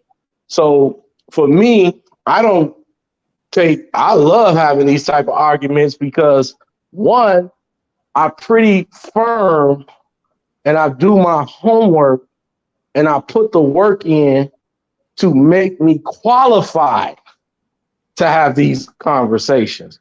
So there's no one, I won't get emotional like that because I'm firm and I stand on 10 toes. You know what I'm saying? And so when I listen to a lot of these different people having conversations, and the conversations end up with spewing, just rhetoric and slander, what I realize is that somebody in that conversation is not qualified to have that conversation. Mm-hmm. Somebody don't know what they're talking about. And oftentimes, because debate is not really about information, Talk to or me. it's more about trying to outdo someone. We often don't know who is the person that doesn't know what they're talking about.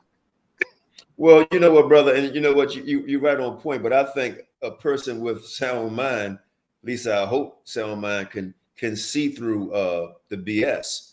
You know, it's not about who yelled the loudest. It's not about who talks the fastest, who can make so on and so forth.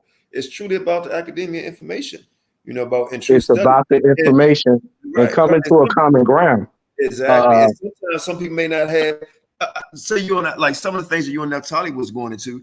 I'm on the surface of it. You know what I mean? But I can't go into it. Now, just because I'm on the surface of it, don't mean what you brothers and sisters saying is not true. I just don't know. And we have to be humble enough to say, you know what, I don't know. Okay, let me look at that. Oh, what you saying? You know, right. and that's how we build. You know, I don't know what's going on there, but we can build that way.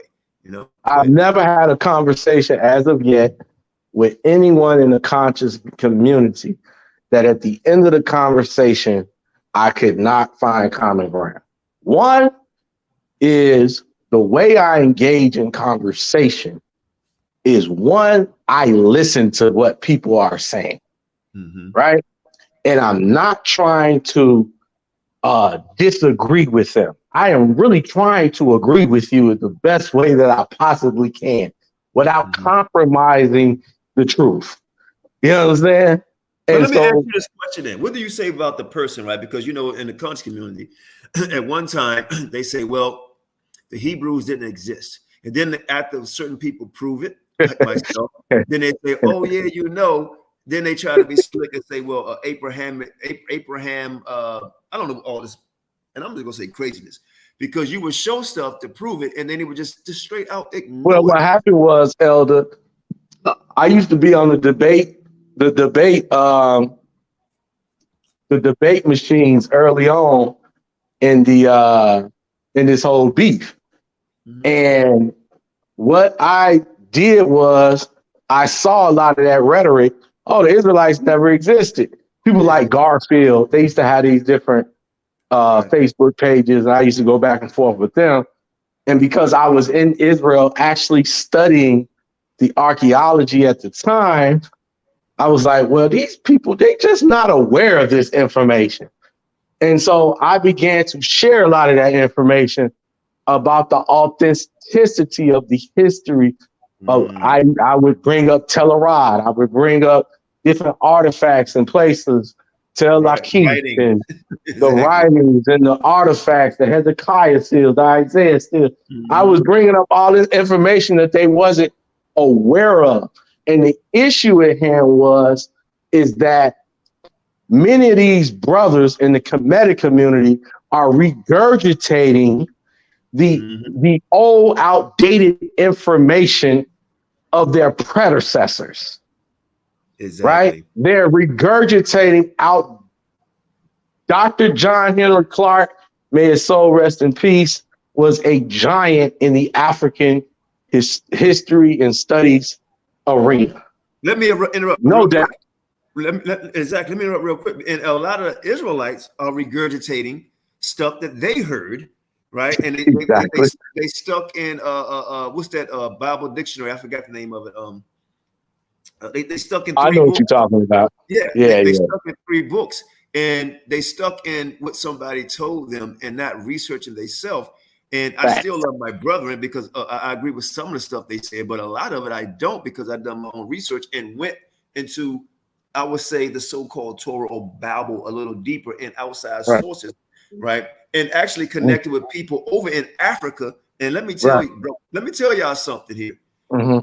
I'm in touch with brothers and sisters over there, man, that some of them people never had a Bible, okay?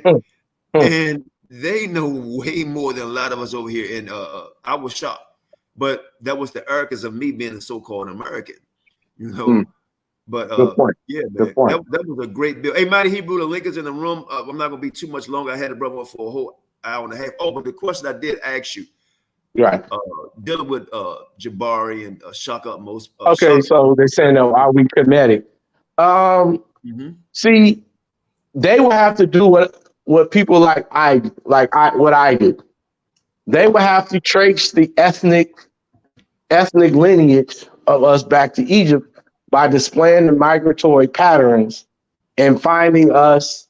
They would have to find us in West Africa, find the Egyptians in West Africa before the advent of the slave trade. It's that simple. And if you can find Egyptians, or you can find that the people who were sold to the Europeans were Egyptians, then they will have a point. But until they do so, it's just rhetoric. What I've done and what people before me have done, we were very much invested in proclaiming the identity of the Israelites. We actually can trace our lineage back to people being sold into slavery from West Africa prior to the slave trade, or during the slave trade. And let me say this too. And a lot of you guys may not like what I'm about to say, right? I'm from a One West school of thought, right? But I didn't know I was Israelite before I came into the One West. Now, I would say this through my studies and actually dealing with people from Israel, right? My dear brethren, that I gotta say I learned a lot more with the history, right? I mean, a lot more, man. And a lot of brothers over here, y'all stuck, man. There's no such thing as a chart, right? All this stuff is just a lot of stuff made up. And don't that was important for a particular. It had a political motivation. And I remember in the discussion when I was telling Naphtali, a lot of the documents and the manuscripts in the Bible were written for political purposes, to inspire and unify the people. The same he did the same thing when we came to America, creating these stories to inspire and unify us against our enemy. But now, I think now, and I agree, but here's the part I have a problem with, though. Okay. Now, and to me, now, I've been a forerunner in this, heavy. Okay. Is that now the awakening is happening on a massive level in the past 20 years. I think we all can agree with that. Facts. I mean, on a level that it's like a speeding bullet. Yeah. But unstoppable. The problem having now is that people that we lied to, saying that they are, now they doing like everybody else, being so-called racist toward us, saying that we Hamites, we're not the people and they're the people. And this is to me very disrespectful, and I don't know why certain brothers, and I was told behind the scene, well, we did that for exactly what you just said, and it's not the time yet to tell them no. Well, the hell is not. You know, I'm like this. Anybody can serve the Father, Father's own concern. You know, but the lies have to stop, man. You know, hey, Mighty Hebrew, Most High bless. Can't hear you, brother. Can't hear you, Prince. Shalom, shalom. What's up with the professor? Hey, peace, my brother. Shalom, shalom. Oh, man, chilling over in Tanzania. How's the family? Everybody up and up. Good, good. What's going on, Zaquang? Oh, man, we just had, I had the brother on for his interview, and my apologies, you know, I let Nephil and even Mighty Hebrew. I know you don't mind. No, you know? I ain't tell Naphtali to stop. I just told her who he was to me. That's my dude. That's all I said. She posed to go in. All y'all like, actually, I don't even know if she went in. I think they just had, that was just a great build. You know, so yeah, I wanted to say, I hope you come back on and do it again, because I think with y'all was bringing out may have been a little bit on people's head, and y'all need to go back and watch this again. Not all, because I'm gonna go back and watch it again.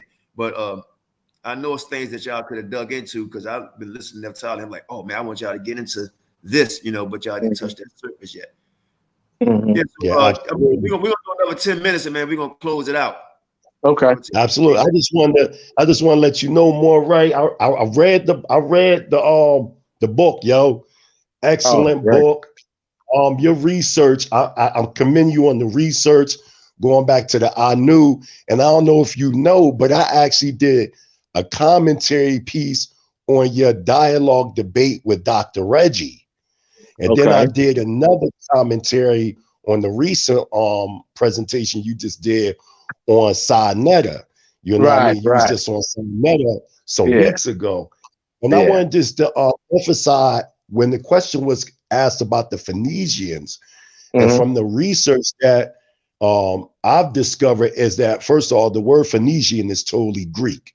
That's number one, meaning land of the palm trees. Some people translate it as purple. But we see this triple alliance that Solomon made with Hyman, king of Tyre, and also he married the Egyptian princess. And when you look in the Americas, you can see this triple alliance language: Phoenician, Hebrew, Canaanite, Hebrew, and Egyptian. You can find that in the not the Los Lonis inscriptions, the Davenport Stellas and the Long Island inscriptions. We know that they was navigating through they sea as seafarers from the old world to the new world to Lake Superior, and bringing ores back from the Americas to northeastern Africa. And I think this right here brings a lot of confusion, because you will have so-called Native Americans and so-called Latinos who believe in that misinformational 12 tribe chart. They use that as a premise to say, see, they have Hebrew artifacts in America, so this proves that we're Israelites. But it doesn't. It only proves that we had colonies in the Americas dealing with the Triple Alliance, which now is known today as the Phoenician Empire. So I just wanted to bring that out, that the Phoenician. I'm very familiar with that. And I think that's probably what she was talking about. But when I focus on the Canaanite people, now I think I explained that to her again, all that could very well, and here's some evidence here and there, but the most substantial evidence of who they are is expressed within the Carthaginian people, meaning that that's a fact. It's clear without a doubt. And as a scholar is responsible for, I have to be responsible to present information that cannot be disputed. And so not that I don't believe or I wouldn't lean towards these other theories, which I do lean towards that. But when we talk, sometimes when I talk, and that's just for me, when I talk, I want to make sure everything that I say can be proven without a doubt. You mean, if we were in a court of law, I will convict you. I'm guaranteed a conviction. I can't go off just a little evidence here and there and some theoretical stuff. I need without a doubt. You need the concrete. You need the concrete. I need it. I need to be able to. And I like what you presented in your book, because I think, and this is why I did a commentary when you was on Sinetta, because there was a confusion that was put out there. So I'm gonna make it clear. With the Moray was saying, he wasn't aligning the Israelites with the Canaanites as descendants of Ham. You have the archaeological understanding of who Canaan is, and then you have the biblical Canaanites. And I like how you broke it down and you expressed, because the artifacts that they're finding in Israel are so Africoid in base, they don't want to align it and say it's Israel, so they'll say it's Canaan. So from an archaeological standpoint, when they're saying Canaanites, they're really talking about Israelite history. And then when you go to the biblical Canaanites, there's not enough evidence about them. Exactly. They disappear. You see what I'm saying? Right. The archaeologists, when they find this evidence of Canaanites, they're not talking about the biblical Hamitic Canaanites. They're talking about the Israelites, but archaeological wise, they're labeling them as Canaanites. Right. That's exactly what. Yep. So I get exactly what you're saying. I get exactly. But your all book, of that, all these different, and these different. I know I've seen you post it. David Raw, the Egyptologist, he suggests some of this stuff that we're talking about. Israel Finkelstein, they hint at it. And again, I read these different European or scholarship. I don't actually eat it all. You know what I'm saying? Fact. But we take different pieces that we will use our discernment to extract the truth. Okay. So I would, and that's why I mentioned that these different references. I don't consume the whole reference. And in my book, I use a lot of their reference, but I also argue with their conclusions. And that's what scholarship is all about. Okay. Can I, before I go, can I make you jealous real quick? Guess what I got more, right? What's that? When I just got back from Demona like 4 weeks ago. I got a whole brand new copy of Black Hebrew Israelites from America to the Promised Land. Oh, wow. By Prince Leah. Well, you know, I got the paper version. That's interesting. I didn't know when you make copies over in Demona, they got a store where they combined it in a book form. Yeah, that's called Moshe, Brother Moshe. Yeah, I got my joint right here in my hand, and I heard you earlier. Okay, you got the paper like me, but you got it binded. Yeah, I got it binded in the book form. Yes, sir. Okay. So I'm Mine sitting is up still here loose. listening to you. Mm-hmm. You say what? Mine is still loose. I need to get it binded. I was reading this joint. I read it like 3 times. And he wrote this in 1975. It seemed like it was just written yesterday. It was a complete indictment on the Jewish people. I was like, every time I read it, I'm like, if this information was out, it would cause catastrophic. If everybody had their hands on these books, it would cause catastrophic chaos. You know, and so when I read that, he was definitely way beyond his time. I see Zaquin got Shaw Eliakim's book right there. He got he want to show off. He want to show off. I'm gonna show off with you. I'm gonna show off with you. Look, I'm gonna show. All right, we got Naphtali back before we close out. I'm showing off with you. I have to ask this question. I just have to. Now, when you mentioned the Carthaginians, are you referring to them as the Moors?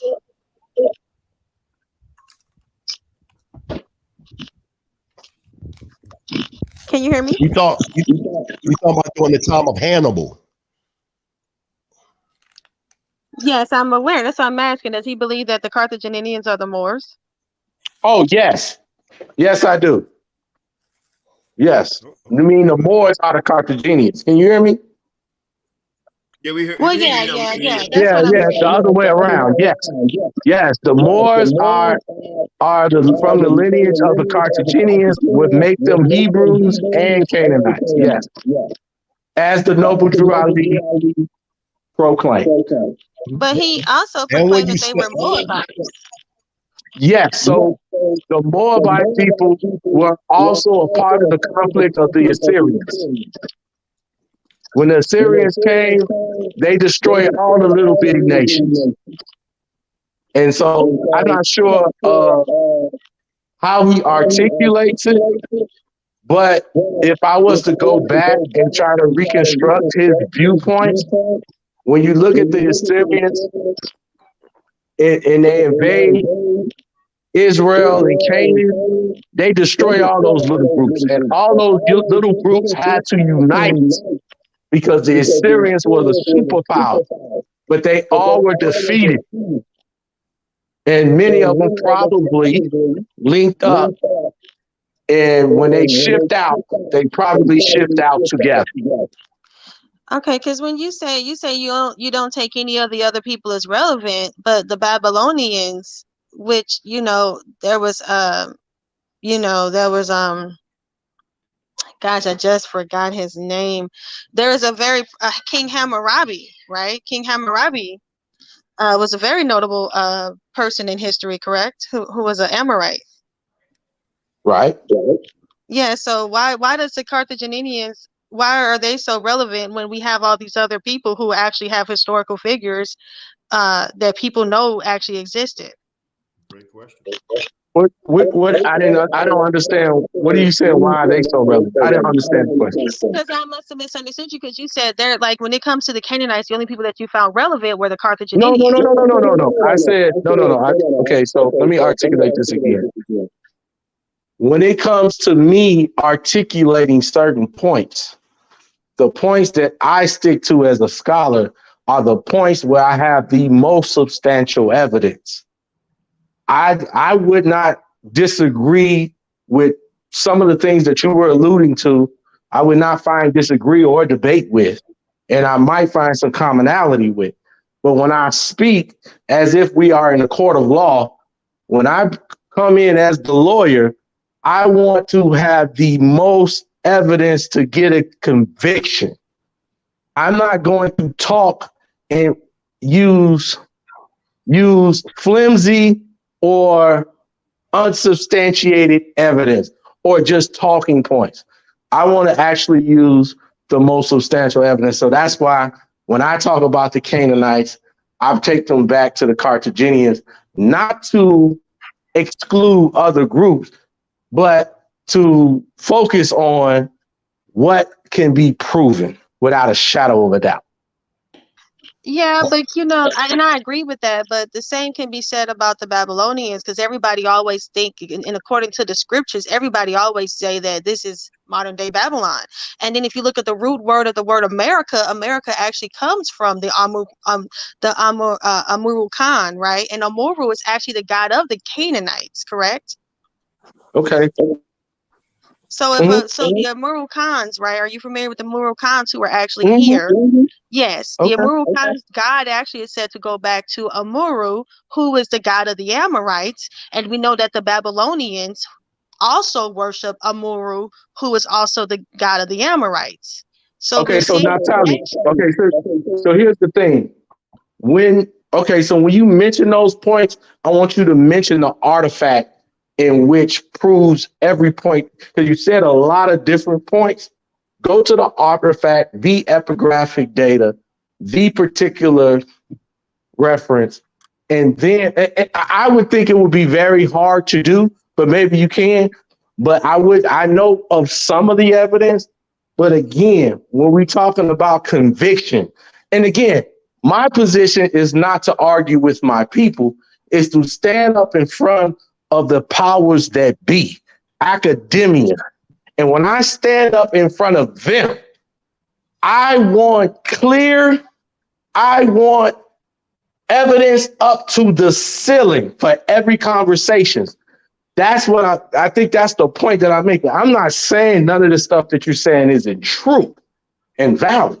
What I'm saying is to take the Canaan outside of just the Carthaginian pantheon. If you show me the artifacts, the historical, I'll add that to the narrative. If it's if it's so substantial that I know that we can destroy whatever they talking about. So that's how we build it. You understand what I'm saying? I usually I'm a very presentation-centered person, and if I wasn't, if this was a little bit more, so the code of Hammurabi, correct? The code of Hammurabi, right? He actually thanks his God in that code in the preamble, so it is actual evidence to support that he actually thanks. He also thanks the Anunnaki as well, but you can give that whatever. And see, you know what else is important, Tyler? You know what's important to me and my Hebrew? It's important that we take these different points and we take them beyond the conversation, beyond the podcast, and begin to document these things and challenge these people on a different level. So if we can sit down and build on the Canaanite and their broad empire or their broad extension, and we can document that thoroughly, we need to begin to write that. We need to begin to document those things. Let me interrupt real quick. Let me just say this. F.O.P.E for our people edification, right?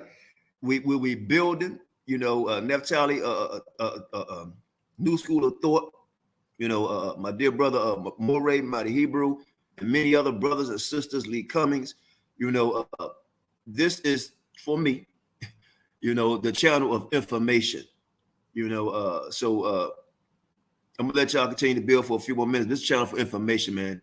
And like the brother say, we can build, agree to disagree, but I think we'll get more in common if we do have them talks. I have seen some of Naphtali presentations on this, and I think both parties or all three parties will find it interesting, and we'll be looking forward to seeing yours, brother. Can you direct us to any presentation outside of the book that we can go take a look at? And I also will ask you to come on here and do a class for the listening audience. Oh, man, I would have to go to the links. I just did one, and I did one in Israel this year, but that was dealing with the migration and the identity of Black Americans being Hebrews. I've done a lot of them. I got a lot of. I'll have to send you the links. I have to go and find everything. I've done stuff over the years. Me and the Mighty Hebrew we had our own podcast called The Voice of Zion. We did a lot of documentation and programs on that. Come back and let us hear some of your teaching. Yeah, go ahead. I'll send you some of that. I'll send you some of it. And so that's what I was telling us. If this. Well, I like what I'm hearing and resonate with what you're saying, and it's time for us to document that. It's time to take it out of the realm of conjecture and conversation and begin to document that. Now, as far as the Carthaginians being Canaanites, that's not of interest to me because why? There's already books and documentation substantial that for me to write personally about that subject it's not really relevant. So for your particular position, I think it requires scholarly inquiry, but not just scholarly inquiry, scholarly documentation. If that makes sense. Yes, and everything that and yes, so everything is definitely scholarly based, like with the Code of Hammurabi, that is a real historical archaeological, artifact.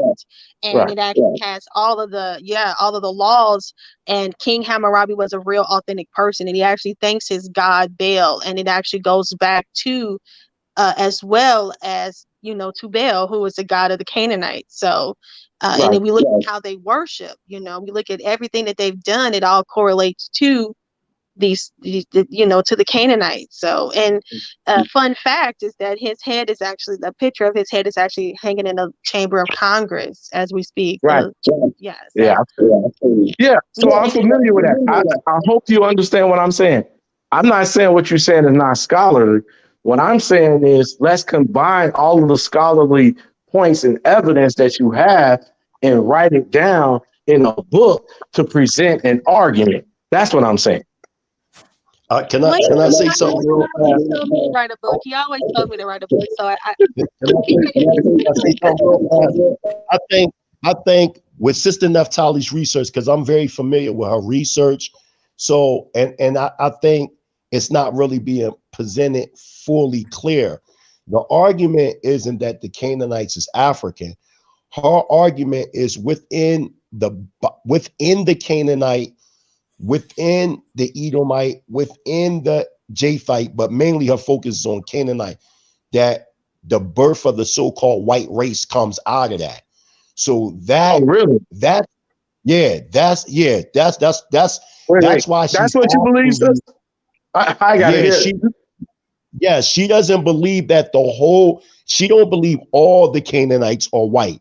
She believes that there's a segment that from out of that came the white race. So hold on, just let me finish real fast. And so the academia, when it comes to the Canaanites being African, that's not what needs to be documented from our sister. What needs to be documented is the origin of the white race out of that. And that's what needs to be expounded on. And also when we was talking about the Moors were created by 711 Tariq ibn Ziyad. And when we studied Tariq ibn Ziyad, his mother was Queen Dania Kanina from the tribe of Simeon. So these people were actually Israelites. These first original Moors were Israelites that converted to Islam. So I just wanted to make that clear too. That's all. So yeah, the Queen Dania that you're talking about, those Israelites, those people descended from Carthaginians because the Carthaginians is not an ethnic group. It is an empire that consists of different ethnic groups. And so within the Carthaginian Empire, you have people who are descended from Israel. You have people who are descended from Canaan. I mean, from the Phoenicians, or we don't want to use that term, but that was the term that was brought forth. The Sidonians or the Tyrene, people from Tyre and the people off the coast of what they call Phoenicia. So yes, you're right. But there are also those people that you said that Queen Dania, that he's descended from, her and her peoples were a part of the Carthaginian people. This originally the question I asked before earlier. That's what when you said well, which one, and I was talking about where you. But I'm trying to understand the Canaanite piece because what you just brought forth, I didn't hear the sister say anything about that. Before we go there, this is why I was leading up to that question, because I think maybe all three of you have a different understanding on where the white man come from. I heard her understanding, I heard the Hebrew understanding, and that's why I haven't given my understanding, but I'm listening. Right, that's why I was asking you, and you said which white man. So that's why I was kind of, because I have idea. I know exactly what Mighty Hebrew he said they come from, and what Naphtali said. That's why I was. You talking about all white people? Is where they come from. Well, let's put it this way. That's a spectrum. Like, when does the spectrum of white click? I mean, white people come in different shades, right? Of white. I know this. Okay. But so do black. I'm trying to keep it on a level where this is for the listening audience, because when they see a white man, they just say everybody white. I don't think all white people are the same. That's just okay. Right, but I'm just talking about for the listening audience. Because they say some people say all white people Esau. That's all white people the same. So if you can give us something brief on one, on how you see it. Okay, so I was asked this question in my presentation when I did in Israel, where white people come from. Well, basically the scientific perspective, you want to go back before biblical history and before ancient history. Okay, they come from the Caucasus Mountains. They are Neanderthal, right? They are a mixture of African and Neanderthal, right? And their skin became pale because they lived in caves, right? And so they lost their pigmentation. That's just the basic scientific perspective. Now, there are other perspectives that have been developed over the years that contributed to the white race. I remember our teacher, Dr. Shalia, taught us that white people, one of the ethno lineages of white people was expressed in the Bible called the curse of Gehazi. And he said that many of the lepers of Africa, people who had leprosy, were exiled from Africa and from the Holy Land, and they were lepers, and they were a part of the lineage of the white race. He taught us that. I don't know if you guys are familiar. I think it's in the 2 Kings 5th chapter when it talks about the curse of Gehazi, when the creator curses his skin white. And he said this is a part of the lineage and legacy of the white race. And then that could be part of it. What the scientific perspective, I don't know any other perspectives other than that. That's why I was listening for the sister's perspective, what the white. I'm going to provide you with my understanding, because me and Mighty Hebrew, we talk in the back, and so you're actually not too far off, right? Okay. You got the Canaanites. The Canaanites actually are the ones that actually mixed in Scripture. They mix with subhumans type species, we would classify as a Neanderthal, a Denisylvan. When you look at the Horites. You look at the Horites were actually Hivites. Okay, so we know that Esau actually intermixed with the Hivite. That's where we get the Dukes, right? The Dukes is where the Hivites came from. The Hivites were the Dukes. If you look at, well, the Horites are Hivite. But I got a question for you now, Tally. Is this where's the storyline? Like, how does this happen, and when does it happen, and where is it stated? Well, this is okay. So let's give some more history. So when you look at the scriptures, we know that the Amorites. We know that there's the Raphaim, right? And we know that the Raphaim, Og of Bashan. When you just got feedback, so you can't. I'm sorry. You know, and I got this case on my phone, and maybe what's doing it. And I'm not on. You know, I'm still, you know, working and trying to do this. You guys are fine. You're fine. Just bear with me, guys. I'm not at my laptop. But so we know that King Og was a Amorite. We know that there's the Raphaim. We know that there's the Nephil. We know that there's the Eljo. If you go into the book of was it? I think it's either it's Jasher or Jubilees. Let me see. There's the Eljo. There's the Nephil. There's different classifications of let's see. Let me look. I don't want to get it wrong. Let me see. I'm looking it up right now. 1 second. Because I have all this in note form, but I don't have it on me. So let me see. Yeah, the Eliud, right? The Eliud. There's the Eliud and which is called the Nephil. My question is, for the sake of time, is there an incident that caused this to happen? That's what I was asking. Yes, the book of Enoch. When the fallen angels came down and they mixed with everybody, right? And that's what the book of Enoch, they mixed with beasts. They create, you know what I'm saying? They mixed with all types of different creatures, you know what I'm saying? They created humanoid offspring. And so we know that we see that happening after the flood, because we see that giants actually are existing after the flood, which we know that the Denisovan are considered to be a giant people. We have their finger, we have their teeth, we have their jawbone, which is abnormally large. And the Denisovan are found in what we would call Russia, right? In the caves of Russia. And so out of that, where the Caucasus, Russia's were the Horites. We also know that they migrated down and they procreated with more humans, which are us. We are the pure human. And they mix with the Canaanites. The Canaanites mixed with them and they created offspring, is what I'm saying, if that makes sense. Got it. Okay. I got it. I understand. Let me say this too. Like I heard that science about the black people lived, white people lived in caves, or a white man was in Africa. One time they said, well, white people was the original man, and the sun turned them black. I don't know. Some things to me is like common sense, because it's got people who they got jails in Arizona that's under the ground, where people are 25 locked down and they can't come outside. You know, they die down there, and they still. I don't know how the sun could change your DNA unless they try to compare the human to a worm and say what a worm could see, but he'd been trapped under there, so now he's blind now. I just saw that type of stuff. And I mean, if the man lived in a cave, he never came out to eat, you know. So I'm trying to figure out how does that, it just don't make, like, where does that come from? I can explain it, brother Elder. I can explain it. I'm not that this is like a major position for me, but I can explain what they're trying to say. Like in many tribes in Africa, that you could tell that the people are of this tribe based on certain phenotypes and characteristics.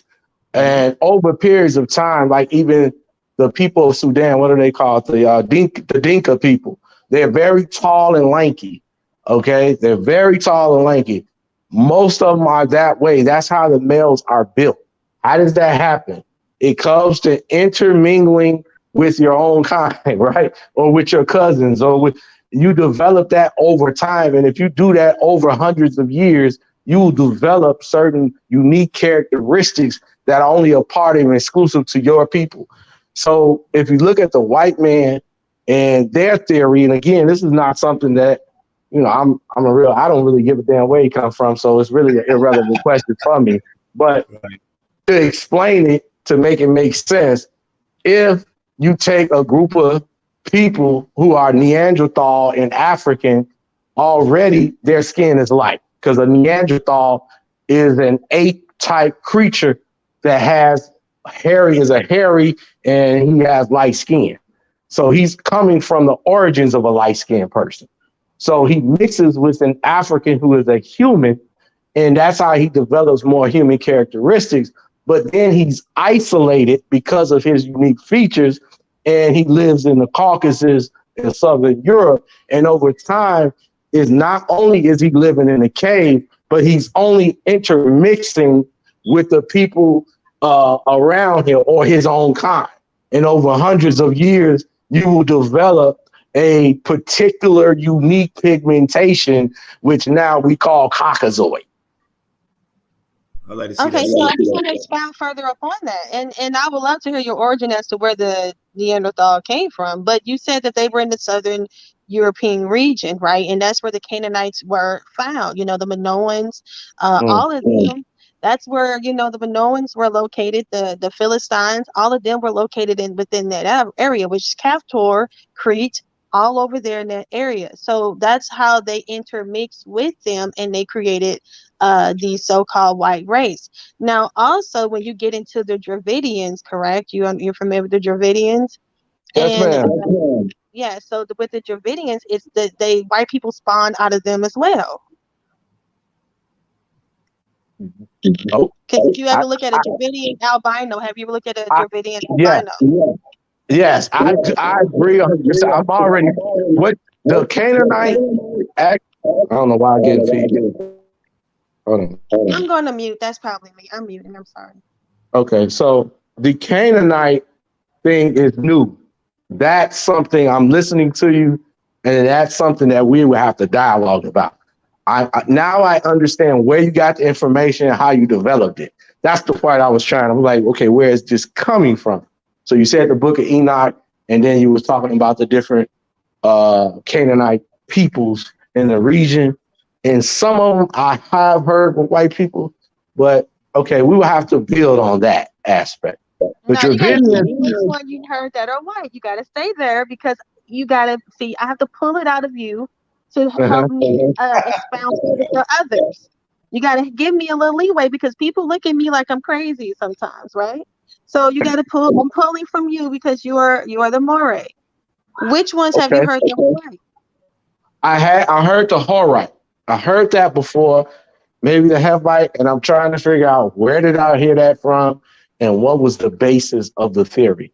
And again, sometimes I read things and I'm not so interested, and so it just becomes surface information for me. But I have heard those particular things in particular.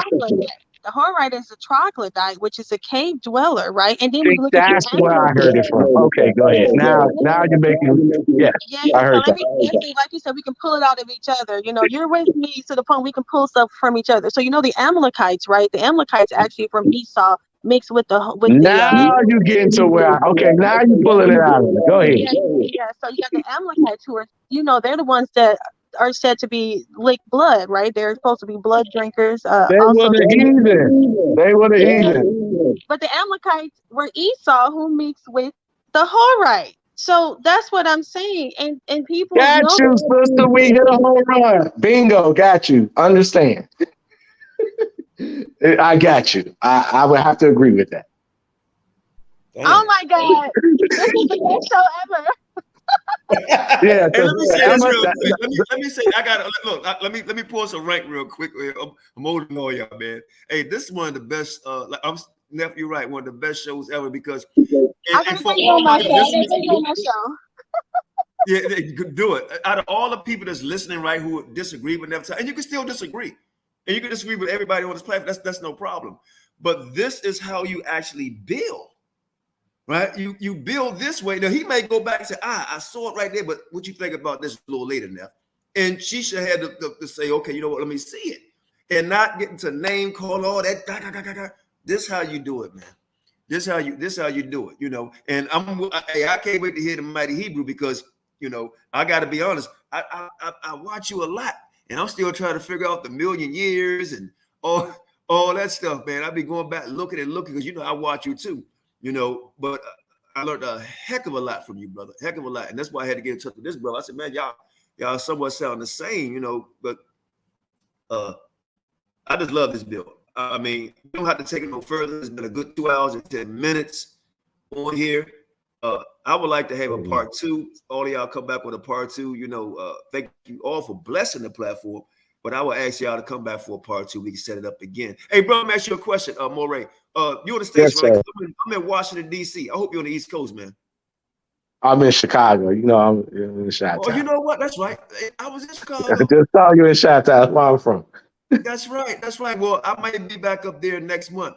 Most High will, Oh, man, just give us a call. And me and I don't know if Prince Safe is listening, but yeah, just give us a call. We'll what's the name definitely of the restaurant again? Because I know some people in Chicago, and I was talking about that's the best damn food I had, man, in a minute. Soul Veg City. Soul Veg City. Soul Veg City. Soul Veg City. Got it. Soul Veg City.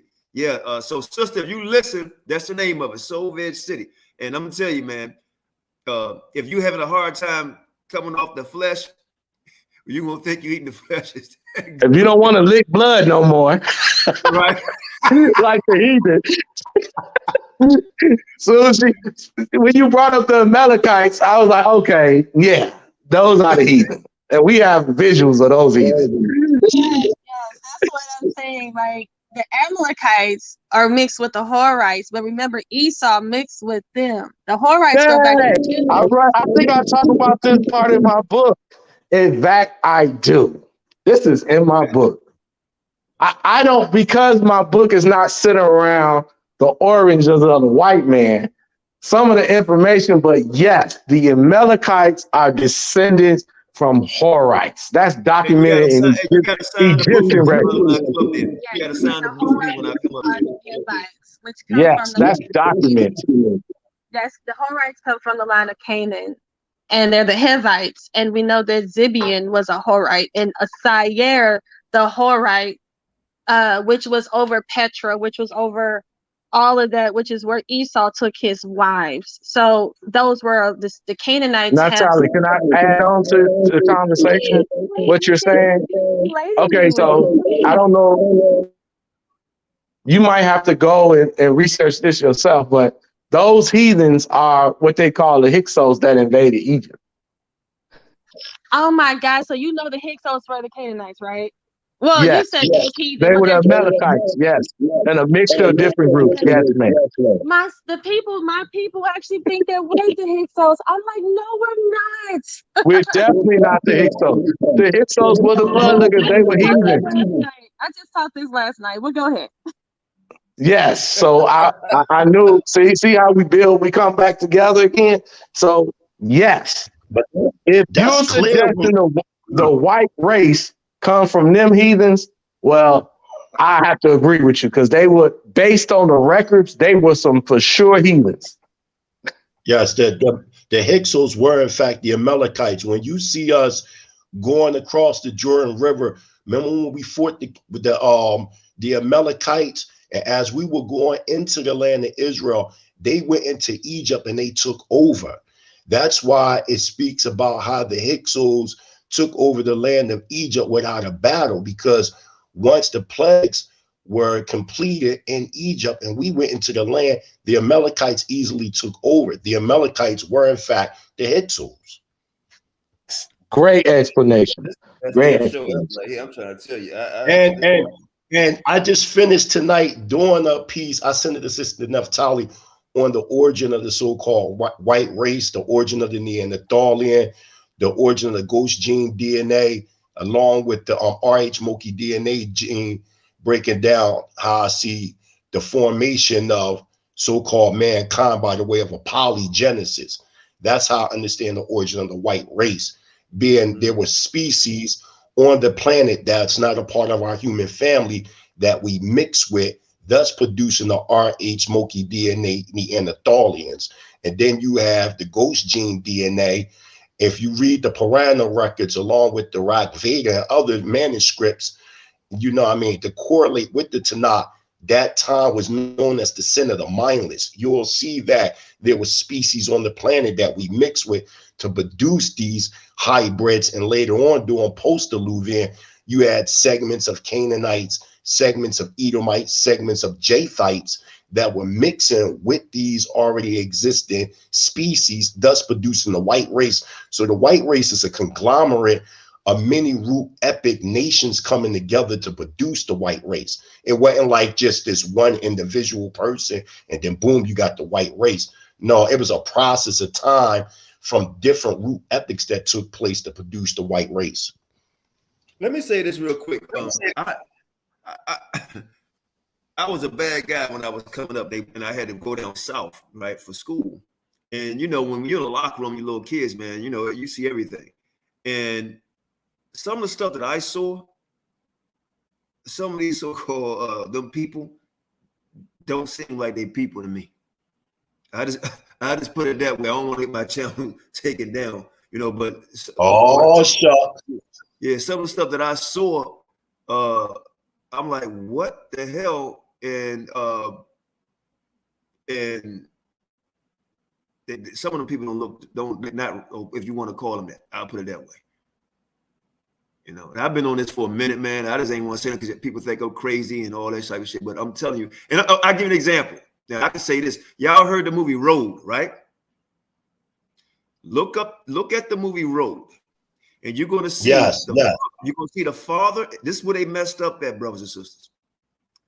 The father and the son, right? Is the world had ended. They jumped in the water to take a bath, and they both had to lose weight for this movie. The father in this movie, I had to pause. I was like, I can't believe this. And I showed a few people. In the movie, he has a tail. Okay? Yeah, you're going to see a small tail about the size of your point finger on his backside as he jumps in the water. And I kept winding it back. I said, I'll be damn. Right? And a few people talked about it. And they said, well, maybe because he lost all that weight. But people lose weight. I don't know how that protrudes out there like that, you know. But that's just and there's some other stuff that I saw that kind of blew my mind, you know. But hey, this is a great show, Nephtali. Y'all, all of y'all, man. I love this. That's how it's supposed to be. So I'm gonna let you say something, Nephtali, in closing. And since it's a show, I'm gonna have to retitle this, if you don't mind. I gotta retitle this. I don't know what I'm gonna call it, but I gotta retitle this show tonight. Nephtali, in closing, then my dear brother Moray, in closing. You say something in closing. Yes, thank you so much, Elder QANATH, for telling me to come on. You know, I had a great deal. This is a really great conversation. You know, it's rare that you get to speak to people who actually understand history and know it and and know the Bible and everything, you know, so it's great. But yes, it feels good to know that, you know, people understand that the origins of, you know, the Horite, the Hivite, and also with Esau's line, it said his seed is spoiled. So Esau's seed is spoiled. But there is, I guess it's those Ishmaelites. So I don't know what happened with them. I haven't really done any research on that. So people would have to edify me on what happened with the one that he had with the Ishmaelite woman. But from what we see in scripture, his seed was spoiled. So someone asked that question. But thanks for having me on, Elder, and I had a great time. And thank you, Moray. I had it was a great conversation, great bill. Shalom. Shalom, and I'm so happy that you came on the show and shared the information because it was just you made it a dynamic conversation and a great build. And just in closing, this conversation has to extend further because you just brought up some other things. As far as the Ishmaelites are concerned, per historical records that we could prove, they actually became the people referred to in Assyrian inscriptions as the Arabs. And we're not talking about the Arabs that we see today, who are really a mixture of Ottoman Turks, but an Arab Bedouin people that you will see as the indigenous people when you travel to the Middle East, and they are brown and black skin. So this has to be an ongoing conversation. And again, we have to continue to build and put the pieces together so we can come together as Voltron and challenge the powers that be. And it's so refreshing to talk to people who can stand 10 toes down on their information. And so it was a pleasure, sister. It was a pleasure, brother, and peace, my brother, my friend, Mighty Hebrew. I appreciate the whole dialogue, and thank you very much. Hey, man, thanks again for both of y'all coming on. And, you know, we do have little debates going on over here. That's why we call her the champ. And a lot of people don't like that. But now y'all see why, because she's not just dealing on the surface. You know, she's not just dealing on the surface. And I'm just glad you got somebody to talk to that's on that level, you know, and both of y'all can, you know, teach one, learn one. Hey, look, next week sound good to me, man. Most High will, you know, to do this. Y'all give me the date, man, and we have another great bill like that. And y'all can, hey, finish off when you start. Yeah, I can actually have something prepared. So just let me know. I have, like, you know, be more organized and things like that. Yeah. Do that. You know, that'd be great. You know, I say, can you do part 2 over here? Then part 3, take it to Neff channel, man, because her audience over there is just as great as mine, and she's deserving of it. I thank you, sis, for coming over here. And again, brother, I thank you for coming.